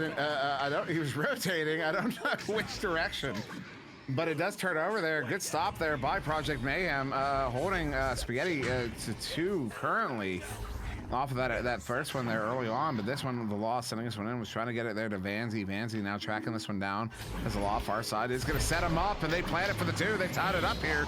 Minute and a half in. Can they push this one out? Can they keep this one going? That's an indication. Yeah, maybe. I mean, the team play, that chemistry between those two. You said it, Vanzi and the Law putting on the nitro in this round with that first score. And with that, now at the first offensive joust will be Spaghetti. Oculus Stater just gonna get out of there as the Law runs by, flies by, but a nice tap actually. So some midline brawls going on. This is actually gonna open things up for maybe a 1-on-1, 2-on-2. What is Vanzi? Well, you want to do? Instead, it's a dunk. And off of that kind of missed anchor, well, Al just said, hey, the door's open. I'm going to take it. I'm wondering if it was a miss anchor or if it was if he bit on the cross pass. I'm watching it back on the replay. My angle wasn't good for that though, so it might have been a miss anchor. I might have misread that, but that was. I mean, you're coming in 2-on-1 there. You got the goalie dead to rights. The only thing you have to do is not put it in their hands, and that was a great setup there from Spaghetti to get that one. Nice give and go there, the back and forth to break up that Spaghetti chain. Although that's not favorable. Meatballer, empty goal, empty lane, takes a shot, hits it. They're up by 5, 20 meters out. The reflexes on Meatballer, though, just accomplished that. Then had a long time to line up the shot, as we will get a timeout called here a few minutes into the round. So maybe not. Either or, though. Yeah, fast start again for Spaghetti, but Project Mayhem not too far behind. The thing is, they have another game. Let us remind you guys at home, because right after this one, we're following Project Mayhem. They have Ethereal after. So this is kind of in a long haul type situation for them, and they got to be careful, to keep all this compartmentalized and just try and go out each round just doing their best on the execution, because it's a long night against some talented teams here at Master League. Well, you know what? Of all the teams out there, and there's a lot.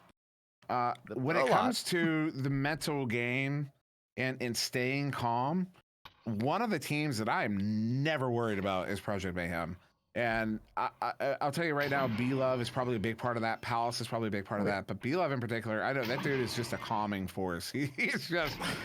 he's just one of those. He's just a dude, man. He's just one of those guys that is just like, you know what I mean? He's into it, but he's a great dude. I'd love to be on a team with him again. I was actually technically on a team with him for like 3 days back in season 2, season 1, excuse me, at the end of season 1 on A+ Ultra, and his strategy, his mind for strategy is fantastic. He has a lot of ideas. He's very creative. He's always looking for new ways to get things. So yeah, just the one thing I'm not worried about with Project Mayhem tonight is their mental game.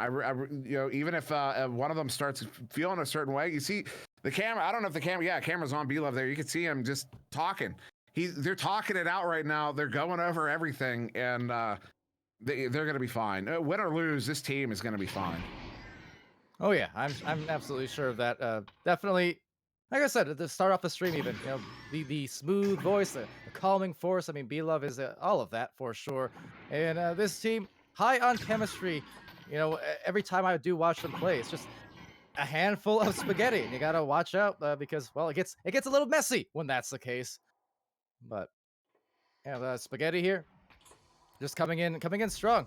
It's again started way back, 13, 14 months ago, really in preseason 1, but extending back into season 2. Season 2 is where they really established their name as they made those pushes towards the end of the season and into the postseason cups, challenger cups, and finals and whatnot.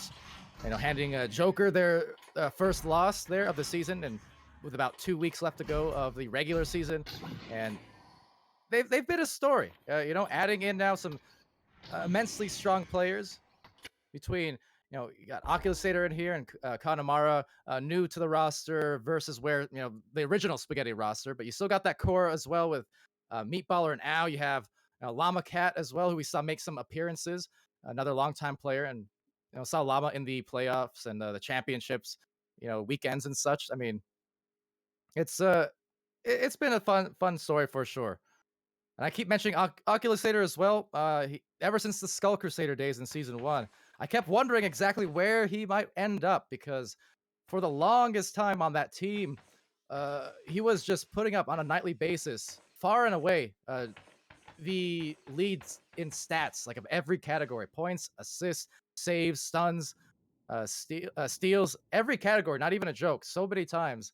And I just had to figure, when is someone going to notice this guy? Because he's been around for a long time, just not in competitive for a long time. So when he made his debut and he was looking that strong over in bronze and silver with Skull Crusaders, I was just thinking, where is he going to be 6 months from now? Because you cannot deny what he's doing, And, well, here we are.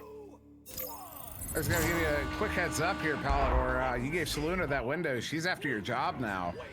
As we got that jousting back there, Project Mayhem. Long shot there from Al. He's gonna hit that one.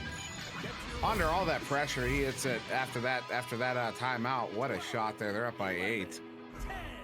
Yeah, that took no time. Just starting off right where the timeout left off a minute ago. But also, who says Saluda has to take my job? Why can't it be your job? Because that's what she said. I'm just telling you what I'm just, don't shoot the messenger. I'm just letting you know. Oh, that hurts a little bit, I won't lie. But anyways, B-Love over down to the Palace pass. Palace eyeing down Meatballer. Meatballer saying, I got this. And he throws that to the side. Meatballer, stop being so good, man. Cut it out. Like, I don't like it. I don't appreciate it. Sir, ooh. That one going very near the goal. Meatballer, the man himself, gonna pick it up, send it in for the 2. He heard me talking. He plays both ends of the arena. And they're up by 10.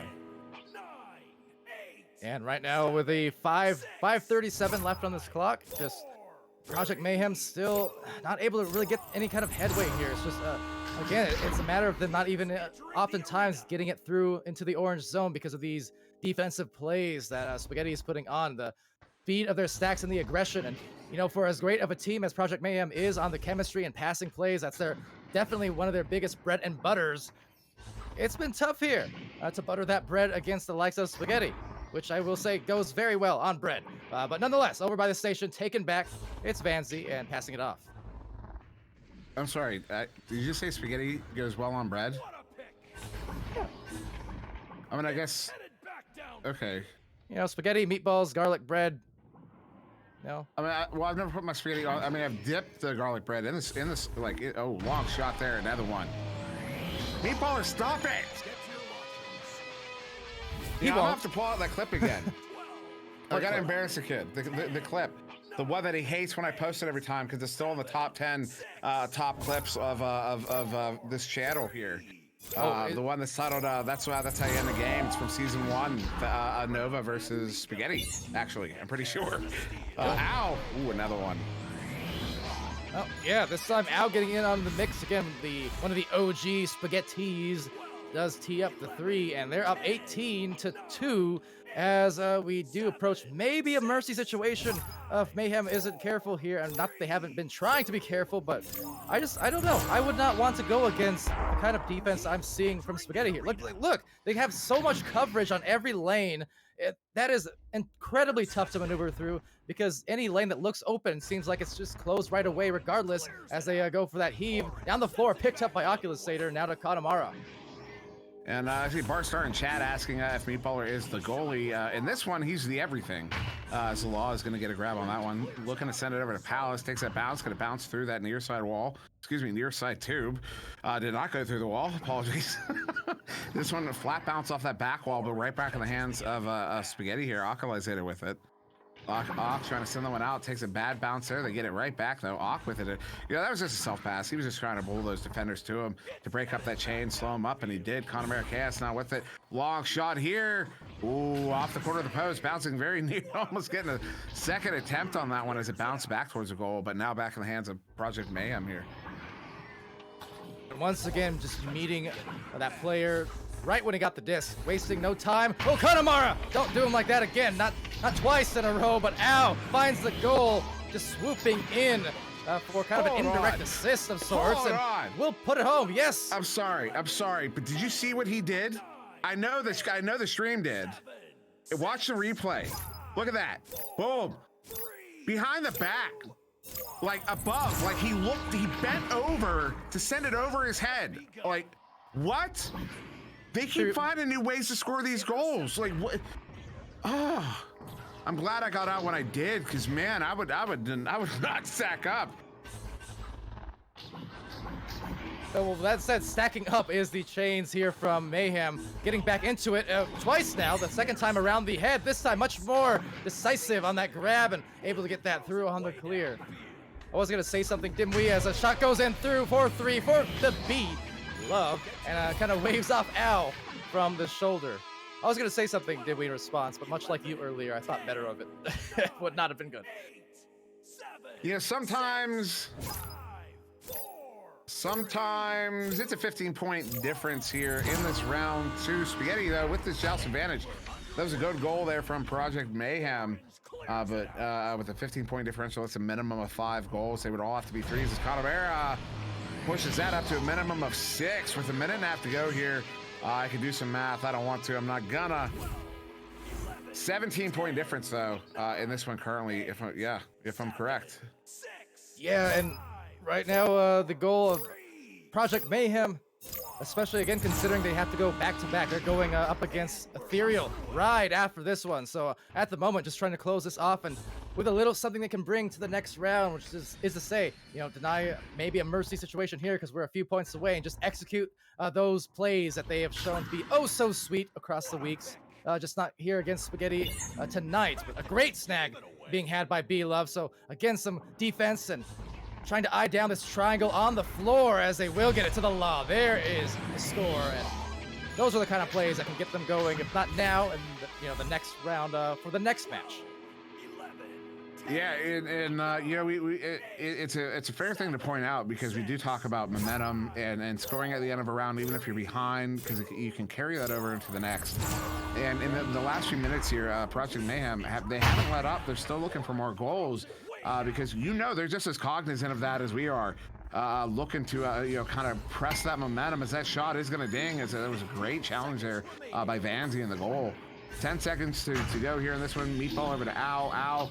Look at it, looking for a lane here, looking to set someone up off of the ceiling there. That's how you have to think sometimes to get those passes across. Calavera can't. Loses a handle on that one. That's going to get slapped out. That'll end the round. Round two, they're 22-7 in favor of Spaghetti, and they will take the game 2-0. There you go. I still like the defense being shown there. They were playing right up on them for Project Mayhem, not conceding a goal at all, despite Spaghetti trying to get a little bit fancy there at the end and get some bounce passes off and some spins, but didn't work out. So I like to see that, definitely, from Project Mayhem. But all the meanwhile, to Glean on the sidelines, what did you see? And what's the outlook for this next match as well? I mean, what do you think of Project Mayhem and what they can carry over? Yeah, I mean, the round of the tail of the second round, was that saucy Spaghetti defense. I mean, it just covered every single pass and was unbelievable. Project Mayhem, we saw them adapt a whole bunch in that started that second round where they started breaking up the stack of their short passes, but unfortunately not able to get that quite going. But Project Mayhem looking a lot more comfortable, a lot more in the flow here to close out that second round. Hopefully going to be able to show us a great game here against Ethereal as we transition out here. Yeah, and not sure if it got caught on cams or not, but I am actually recording on my end. Just want to point out, we actually got a nice, what do you call it? The handshake train that was done a lot in past seasons. I remember Gambit/Guinness used to do it a lot. All the players stayed in and it gave some nice handshakes actually just after that round had ended. So you like to see that, and the fact that despite they just played this intense match, high scoring match at that, and just high pace, but they can still come back to the midfield after the end of it and just say, hey, good stuff, good fight, good luck on your next one. So love to see that, and certainly for Project Mayhem, well, they're going to have that next one coming up mighty soon. So we are going to intermission now, just briefly. We're staying here, though, and follow us to the next match, your final Master Tier match here of the night with Project Mayhem facing off against Ethereal. We'll be right back.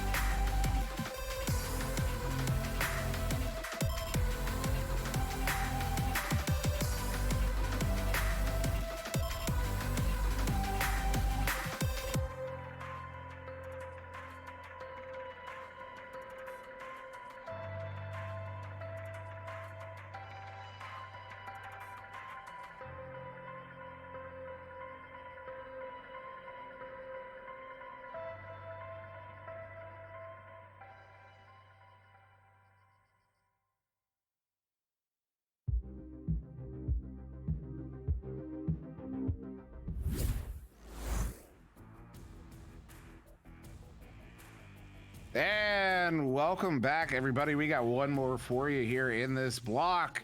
You know what it is, Ethereal versus Project Mayhem.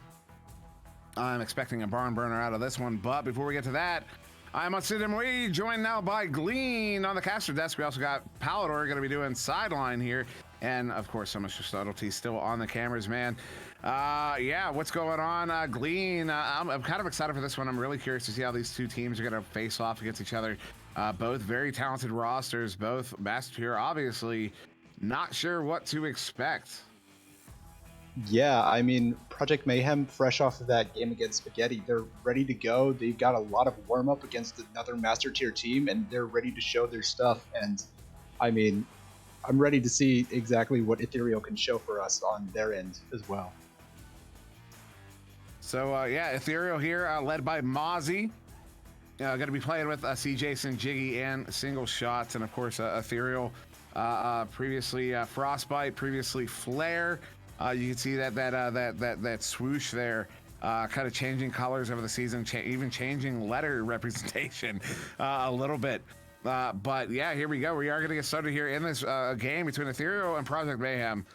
Yeah, Project Mayhem, 3-3 on this one. Ethereal 2-4. Ethereal really needing a victory in this one to save off their own potential.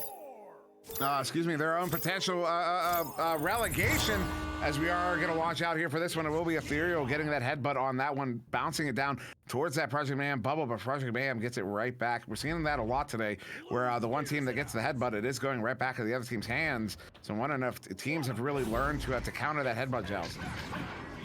Yeah, that headbutt joust coming awfully popular in pubs, but I mean, the way that these Master Tier teams can control that headbutt sometimes and even recollect it is incredible. As we do see Project Mayhem really moving around here as the disc does find the hands of Belov. Belov going back to Palace. Palace taking their time. We're seeing this slow play that we saw a little bit earlier against Spaghetti. They're really getting this bubble offense going, and Palace just going to try and bait out the defender. Does get it just out of the hands, but finds the hands of Belov.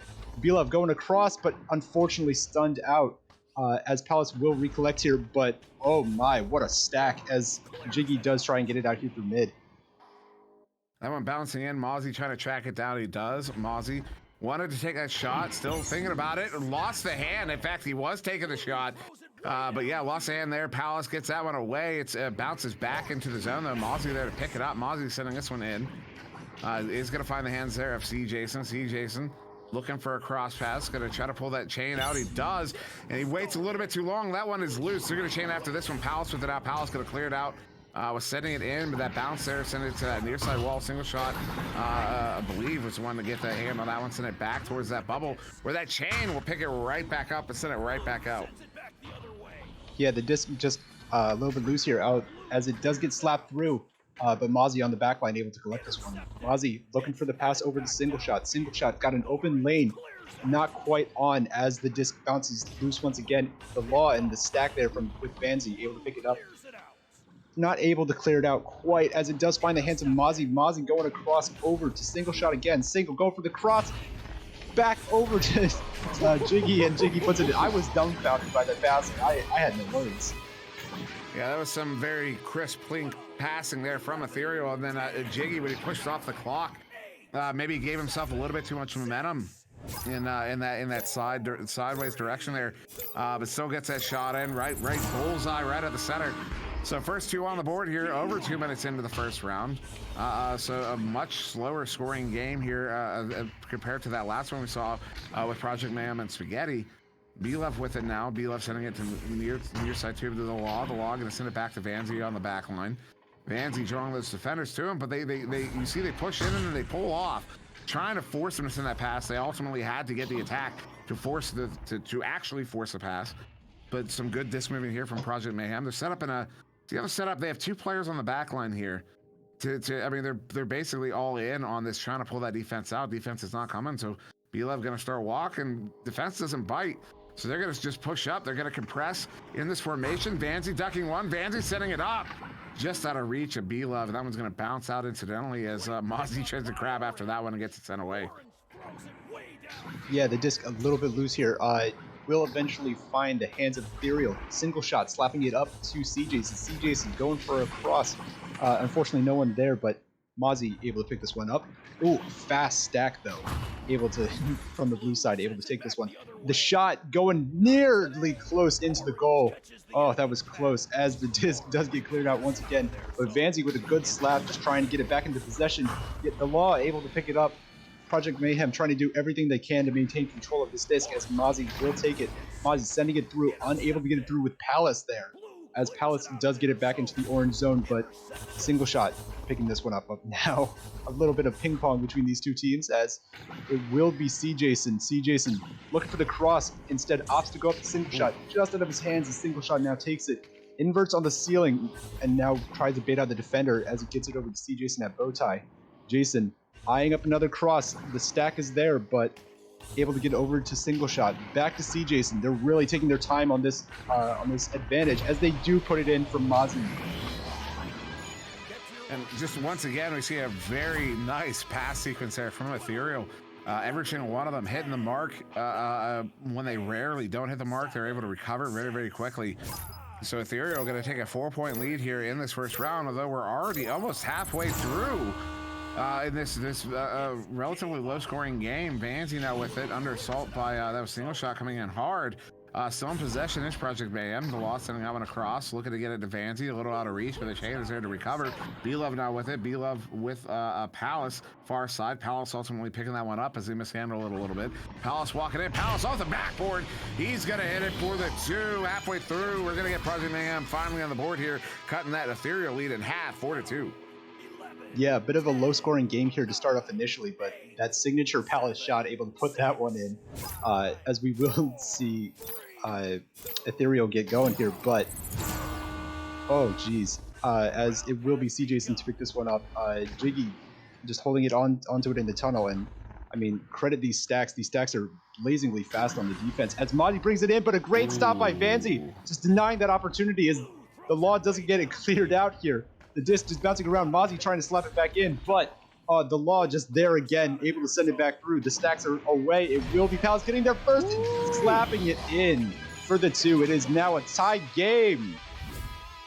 Just like that, excuse me. So they got their first goal just after the halfway mark. A minute later, they get another one there. Project Mayhem have tied it up here.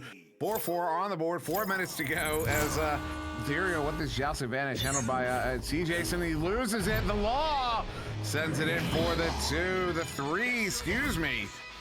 They're up by 3 now. Yeah, the stack, I had previously mentioned this before, but that stack's so fast, now showing their speed, able to take the advantage, and look how the momentum has shifted in the favor of Project Mayhem.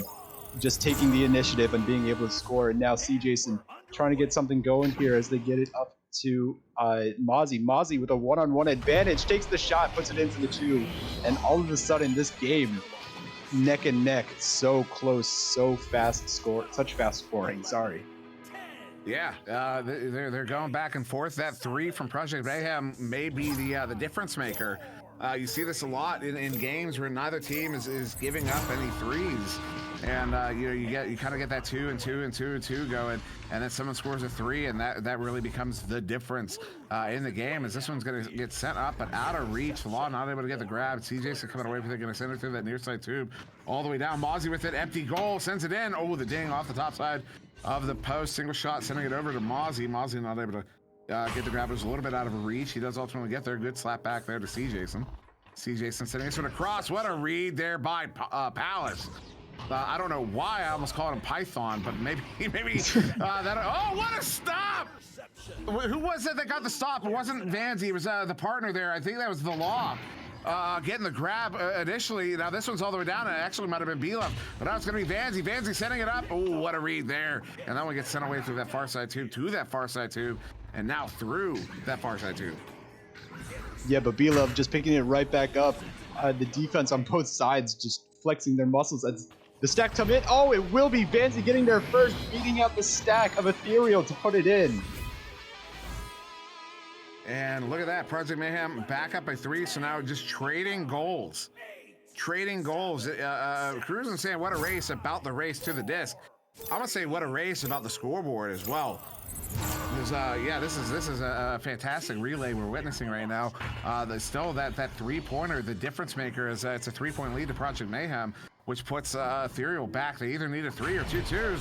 They're gonna get a 2 there, but still down by 1 with only a minute and a half to go here. More like a minute 10 once we come out of the tubes. Project Mayhem looking really good going into the last minute of this first round. Yeah, absolutely. And man, oh man, the high-powered offense from both sides just coming through in clutch in the last few minutes here. As Project Mayhem gets going, the disc just finding the stack over there from Ethereal. Mozzie trying to get it through. Mozzie not quite online yet, but the disc bouncing a little bit loose, as it will be. Ethereal picking it up again. Mozzie, but gets stunned out by Vanzi. Vanzi now trying to clear it out. Does get it through the mid. The race is away, as we will see the Ethereal stacks getting there first. Ethereal going for a reset to the goal. A bit astray, as it will be Project Mayhem to pick it up and put it in for the Palace for another 2. We're still not yet in ice, as we're gonna have about 20 to 25 seconds once you come out of the tubes here. Actually about 23, 22 and a half. Yeah, that's plenty of time for Ethereal to get a 3 on the board, but they need a 3, and they're gonna have to score a 3. They cannot settle for 2 twos here. They need a 3 or the round is over. CJ Simpone, the ender there on the law. Looking for a pass in, does send it in. Actually takes a shot. But Vanzi is going to get the stop. That was on its way in. If Vanzi was not in that position, that would have been a goal. But 8 seconds to go here. All they got to do is run the clock a little bit. The law with it there from Palace. The law going to juke around a little bit. It's going to be swung by single shot, but too little, too late. Round 1 in the hands of Project Mayhem, 11-8. Palidore, what did you see? Well, I saw some stuff. What I saw was a lot of Mozzie offense, pretty much involved in every single play that they did have for Ethereal here. Mozzie, they had those 2 extra passing plays that I saw, very reminiscent of kind of Kangaroo style, where I remember Glean pointing out that he was kind of floored by the extra ones. So it was Mozzie to Jiggy and Jiggy to Mozzie, but both of them involving that duo on those extra passing plays to the backboard.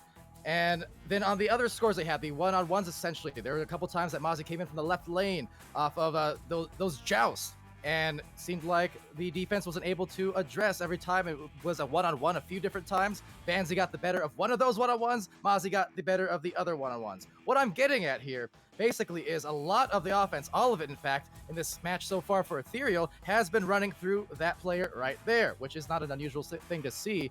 But I think that's going to be key if Ethereal wants to come back in the next round.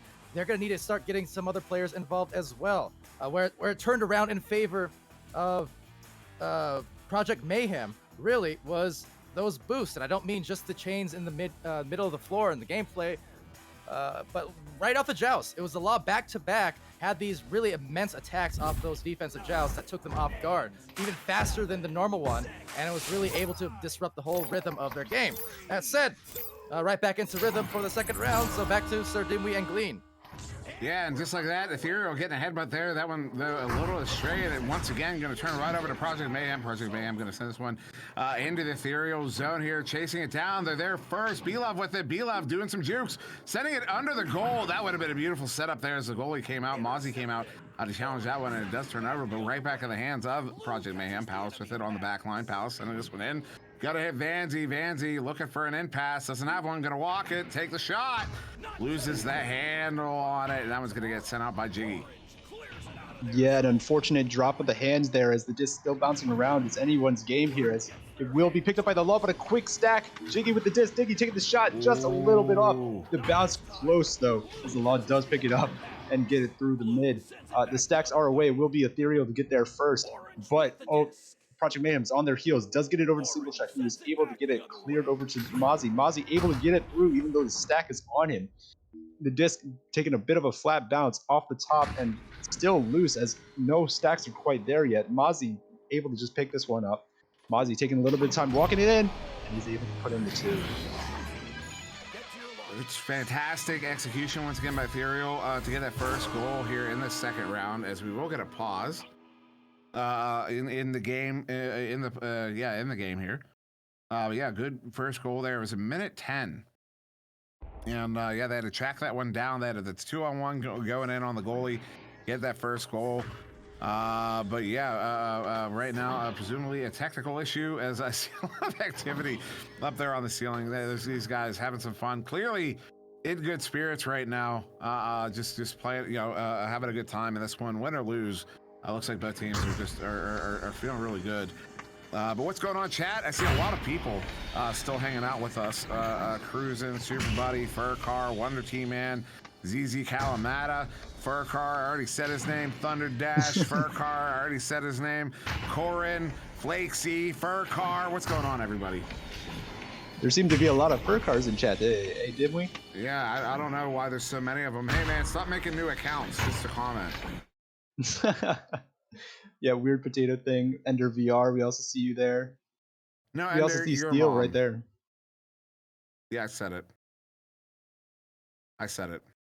What are you gonna do?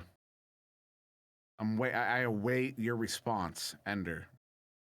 With bated breath. My supervisor is in the chat. Yeah, file a ticket right now. Go ahead, do it. Do it. Do it. Do it. I will, except the law's already in the game. Oh man, yeah, this is turning out to be a really good game.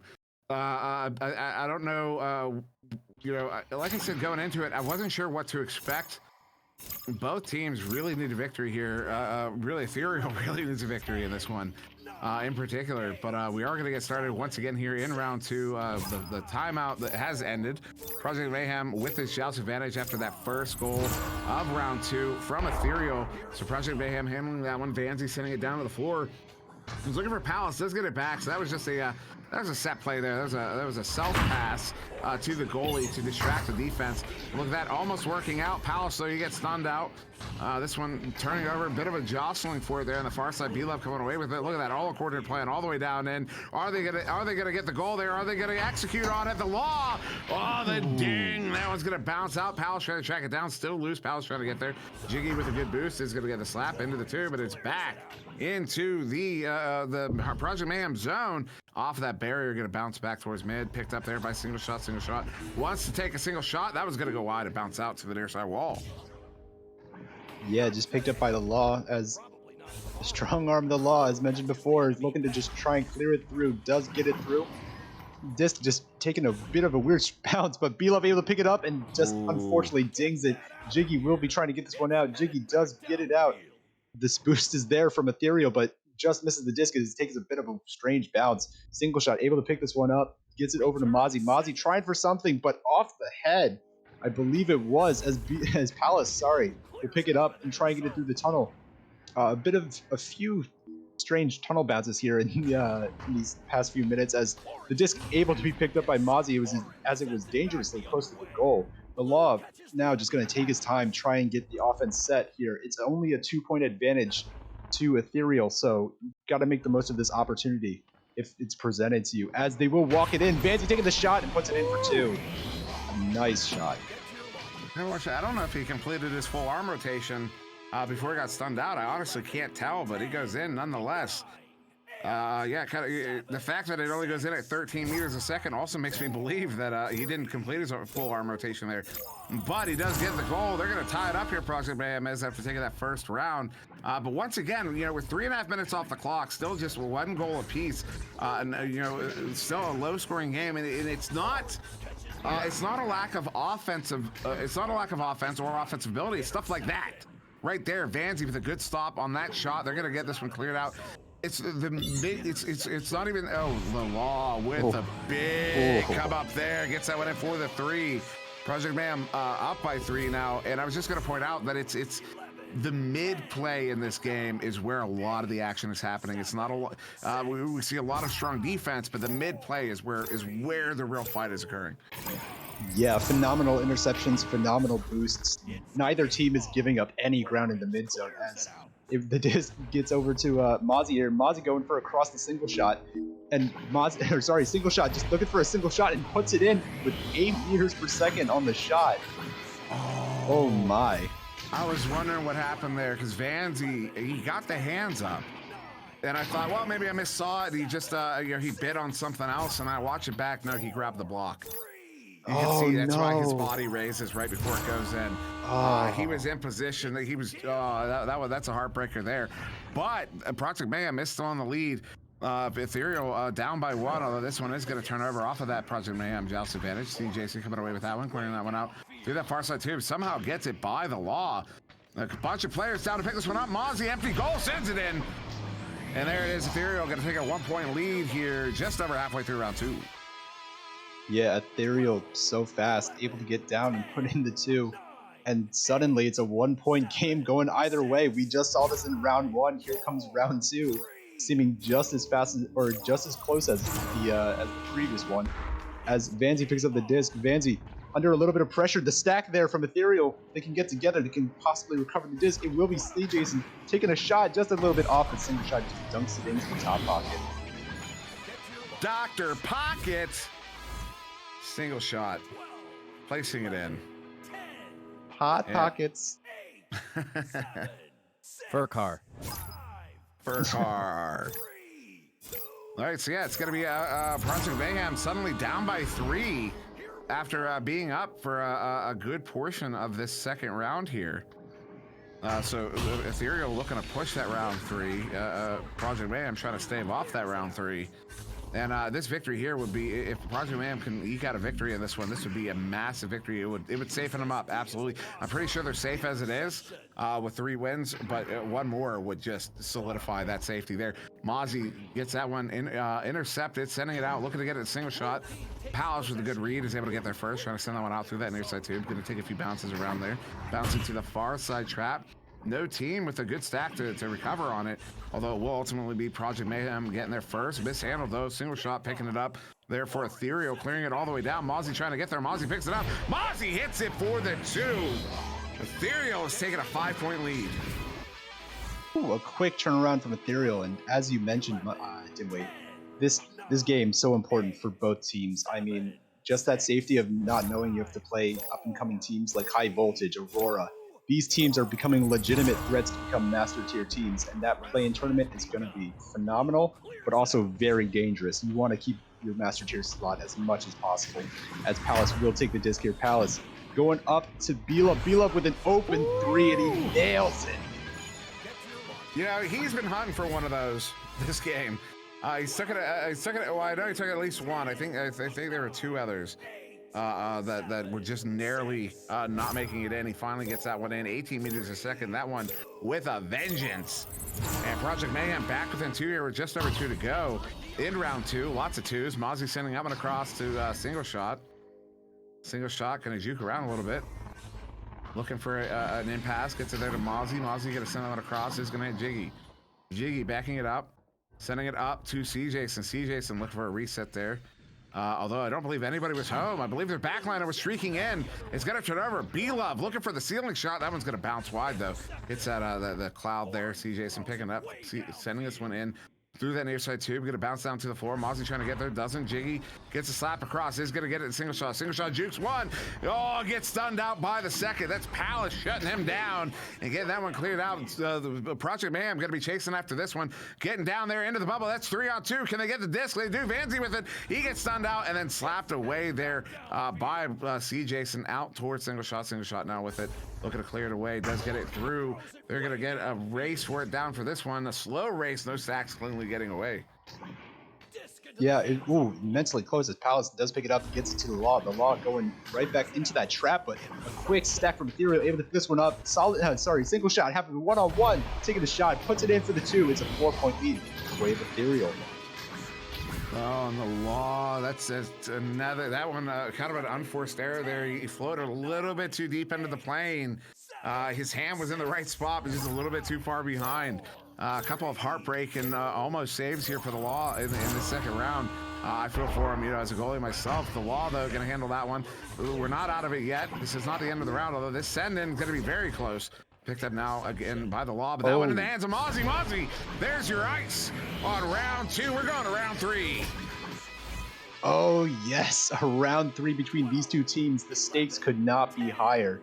As we get into that February time, that mid-season tournament, and between 2 master tier teams, as round 3 is always phenomenal to see, as it will be Project Mayhem just taking the disc one last time here. That stacks so fast from Ethereal as the disc just falls right back into their hands. CJson going up to Mozzie. Mozzie puts it in for one final 2, and it will be 16-8. to Ethereal in this round 2. A very different round here from the first. We're going to round 3, which means we get to go to Palidore at extra time. Palidore, what did you see in that second round? Well, actually, in a sense, a lot of the same from Mozzie's behalf, but kind of difference maker this time. Put Ethereal ahead is that for the side of Mayhem, they weren't really allowed as many of those brutal stacks they were running the last time around. Now, they did get some breakaway plays for Ethereal in the first round, you know, that left lane shots from Mozzie that I was talking about, but this time we didn't see the same amount of blitzes in the offensive joust for Ethereal.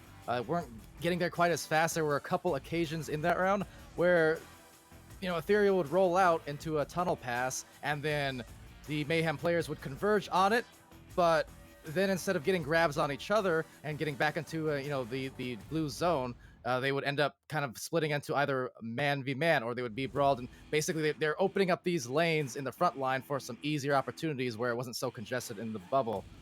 So definitely that's a factor to watch out for them.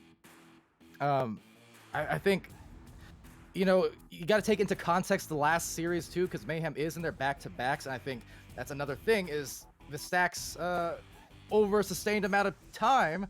You know, these guys could be running on some fumes at the moment. They went through that intense game versus Spaghetti, where high scoring and blazingly fast, and now they're having to do it against this Ethereal team.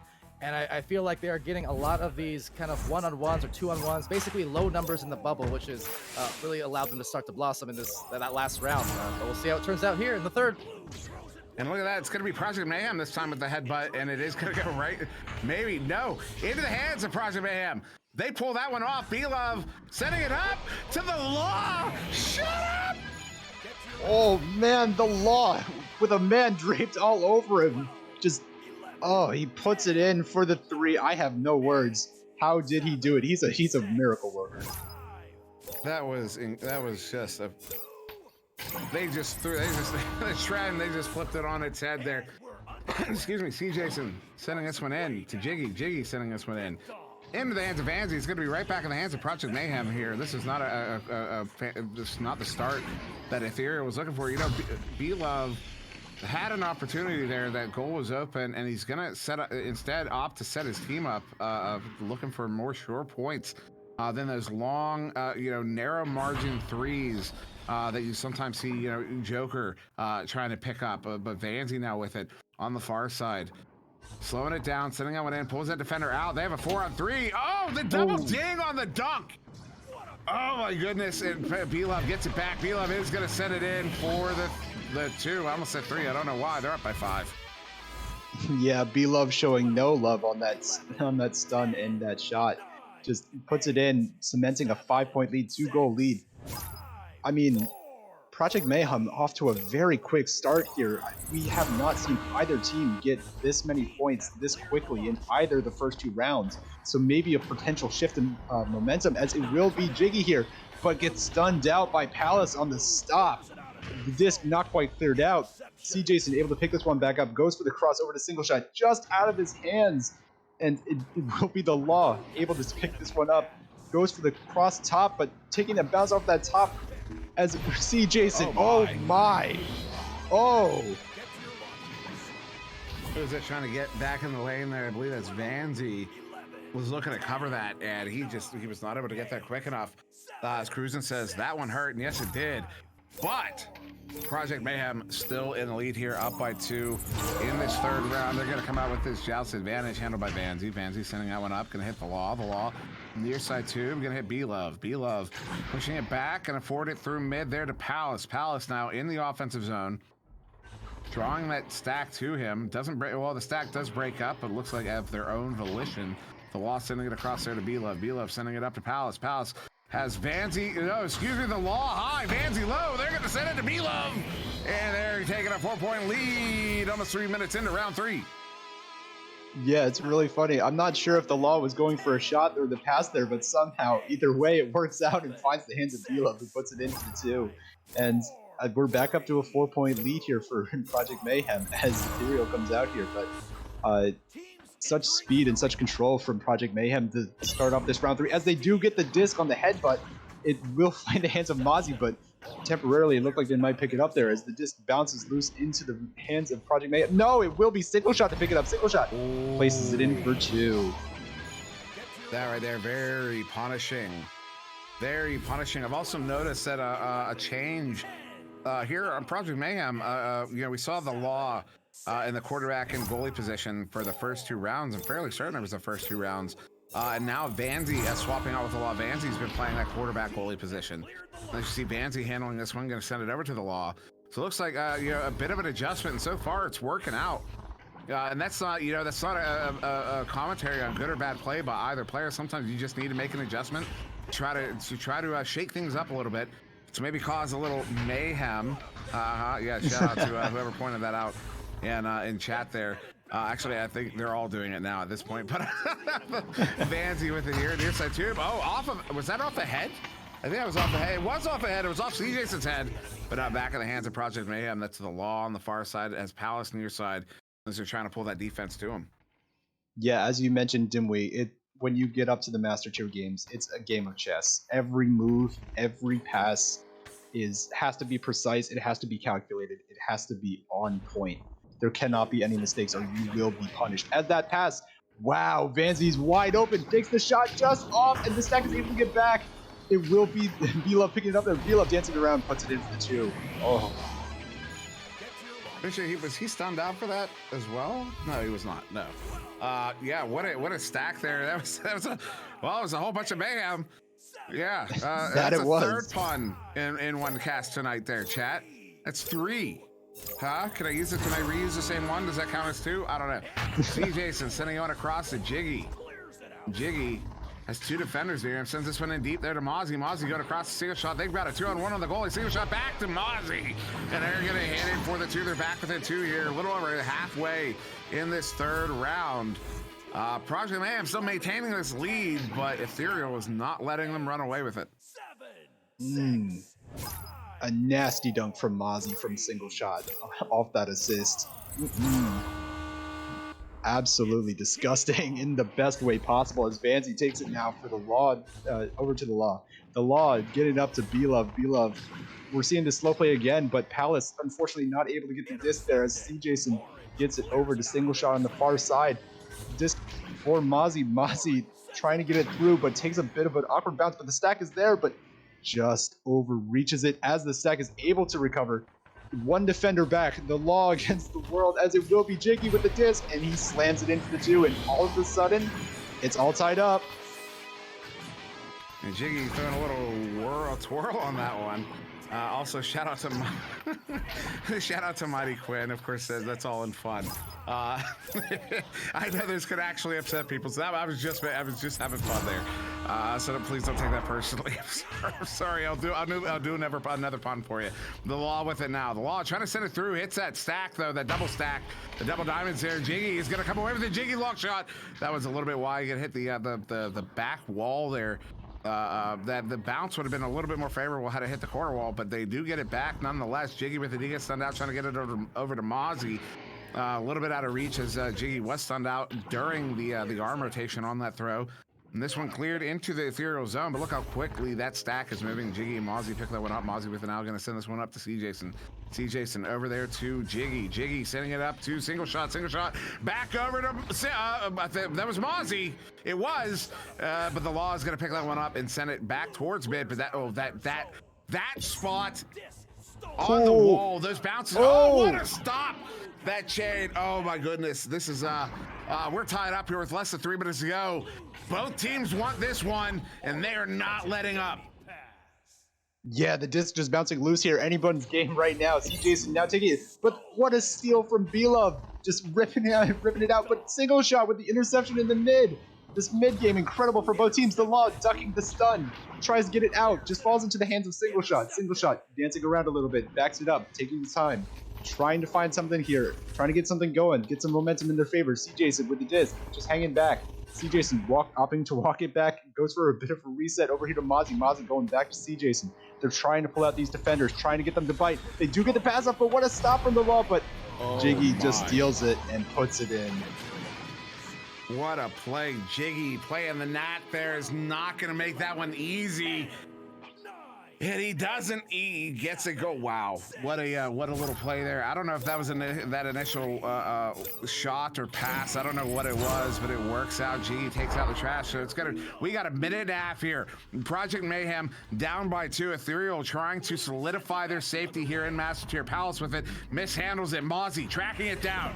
Mozzie gonna go for that reset there to C. Jason on the back line. C. Jason sending it up to Jiggy. Jiggy far side. Jiggy looking over his options, sends it back to C. Jason as he was under assault by Palace. C. Jason, oh, the turnover there. B-Love, it looks like it surprised him even. B-Love with it, gonna send this one in. Long shot. Oh, but that chain is too quick. Single shot picking it up. 1 minute to go here. Still a 2-point game. C. Jason slapping it away, gonna get it towards mid. B-Love trying to track it down, taking a couple bounces. Not favorable, but it does turn over. The Law with it now.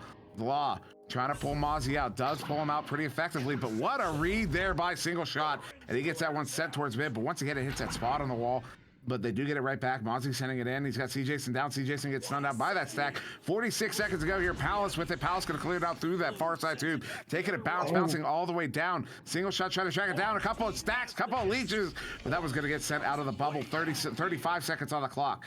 Vanzi getting stunned out, trying to track it down. Mozzie coming away with it. He gets stunned as he clears it. It is down and away. That bounce that Shane was trying to get there first. C. Jason, he gets stunned out, trying to get there. Mozzie trying to get a hand on it. It's still loose. Who's going to be picking up? 22 seconds to Law. The Law mishandles it. It's loose. Mozzie trying to get there. Mozzie over to Single Shot. There it is. That's the ice. The Ethereal is going to solidify their safety here in Master Tier in this third round. Ethereal's going to take it 13-9. Yeah, what a way to take it in. An unfortunate drop from Project Mayhem at the very last second, that last minute. Someone dropped out and it became a 3-on-4 and they were not quite able to get things going in their favor. But, oh man, what a game here in round 3. What's up, Palidore? Well, that was tough, because you know what I had written down for a lot of that round after all of that. B-Love, MVP, or at least MVP-worthy effort being put together by him on the defense. He was doing some work in the back line. He was doing work in the front line. He had some big steals in the last couple minutes that changed possessions and got it to the other side, giving some chances at offense. And then B-Love, with about 30, 40 seconds left, crashes out, leaving them at the number disadvantage. I really hate to see it end like that, because that was a tremendous round. It came down right to the wire, and Mayhem was right in there for sure.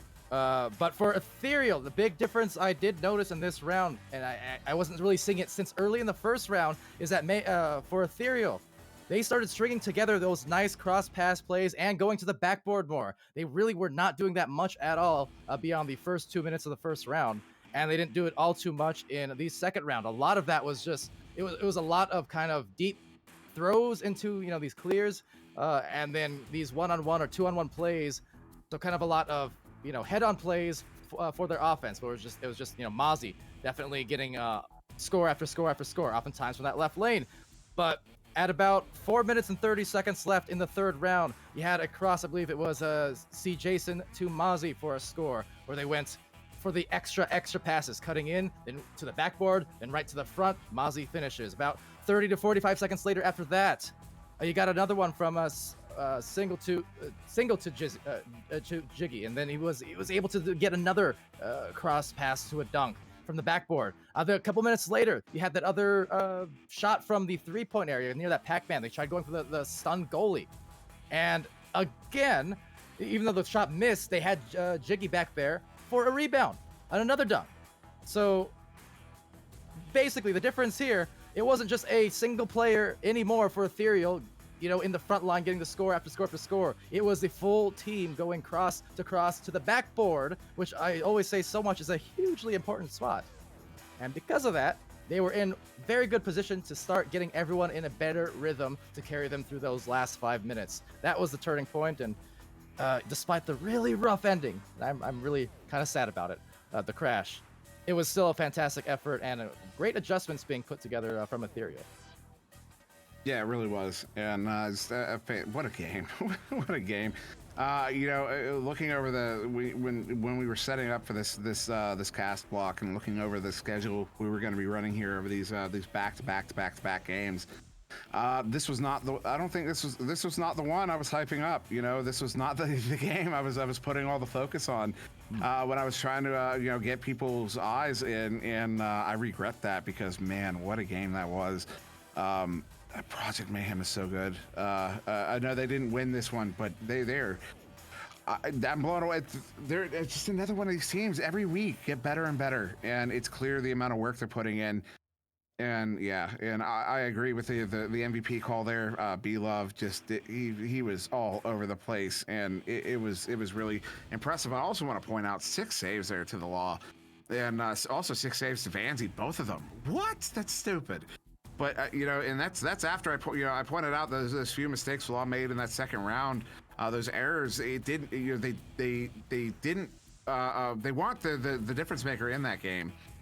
Considering the score line, but 6 saves overall to both those players is insane. Yeah, just incredible defense from Project Mayhem, just stopping. It seemed like there were so many stops on both ends of the floor. You didn't even know what was going on half the time because the disc was trading hands so often, and so many saves and so many steals.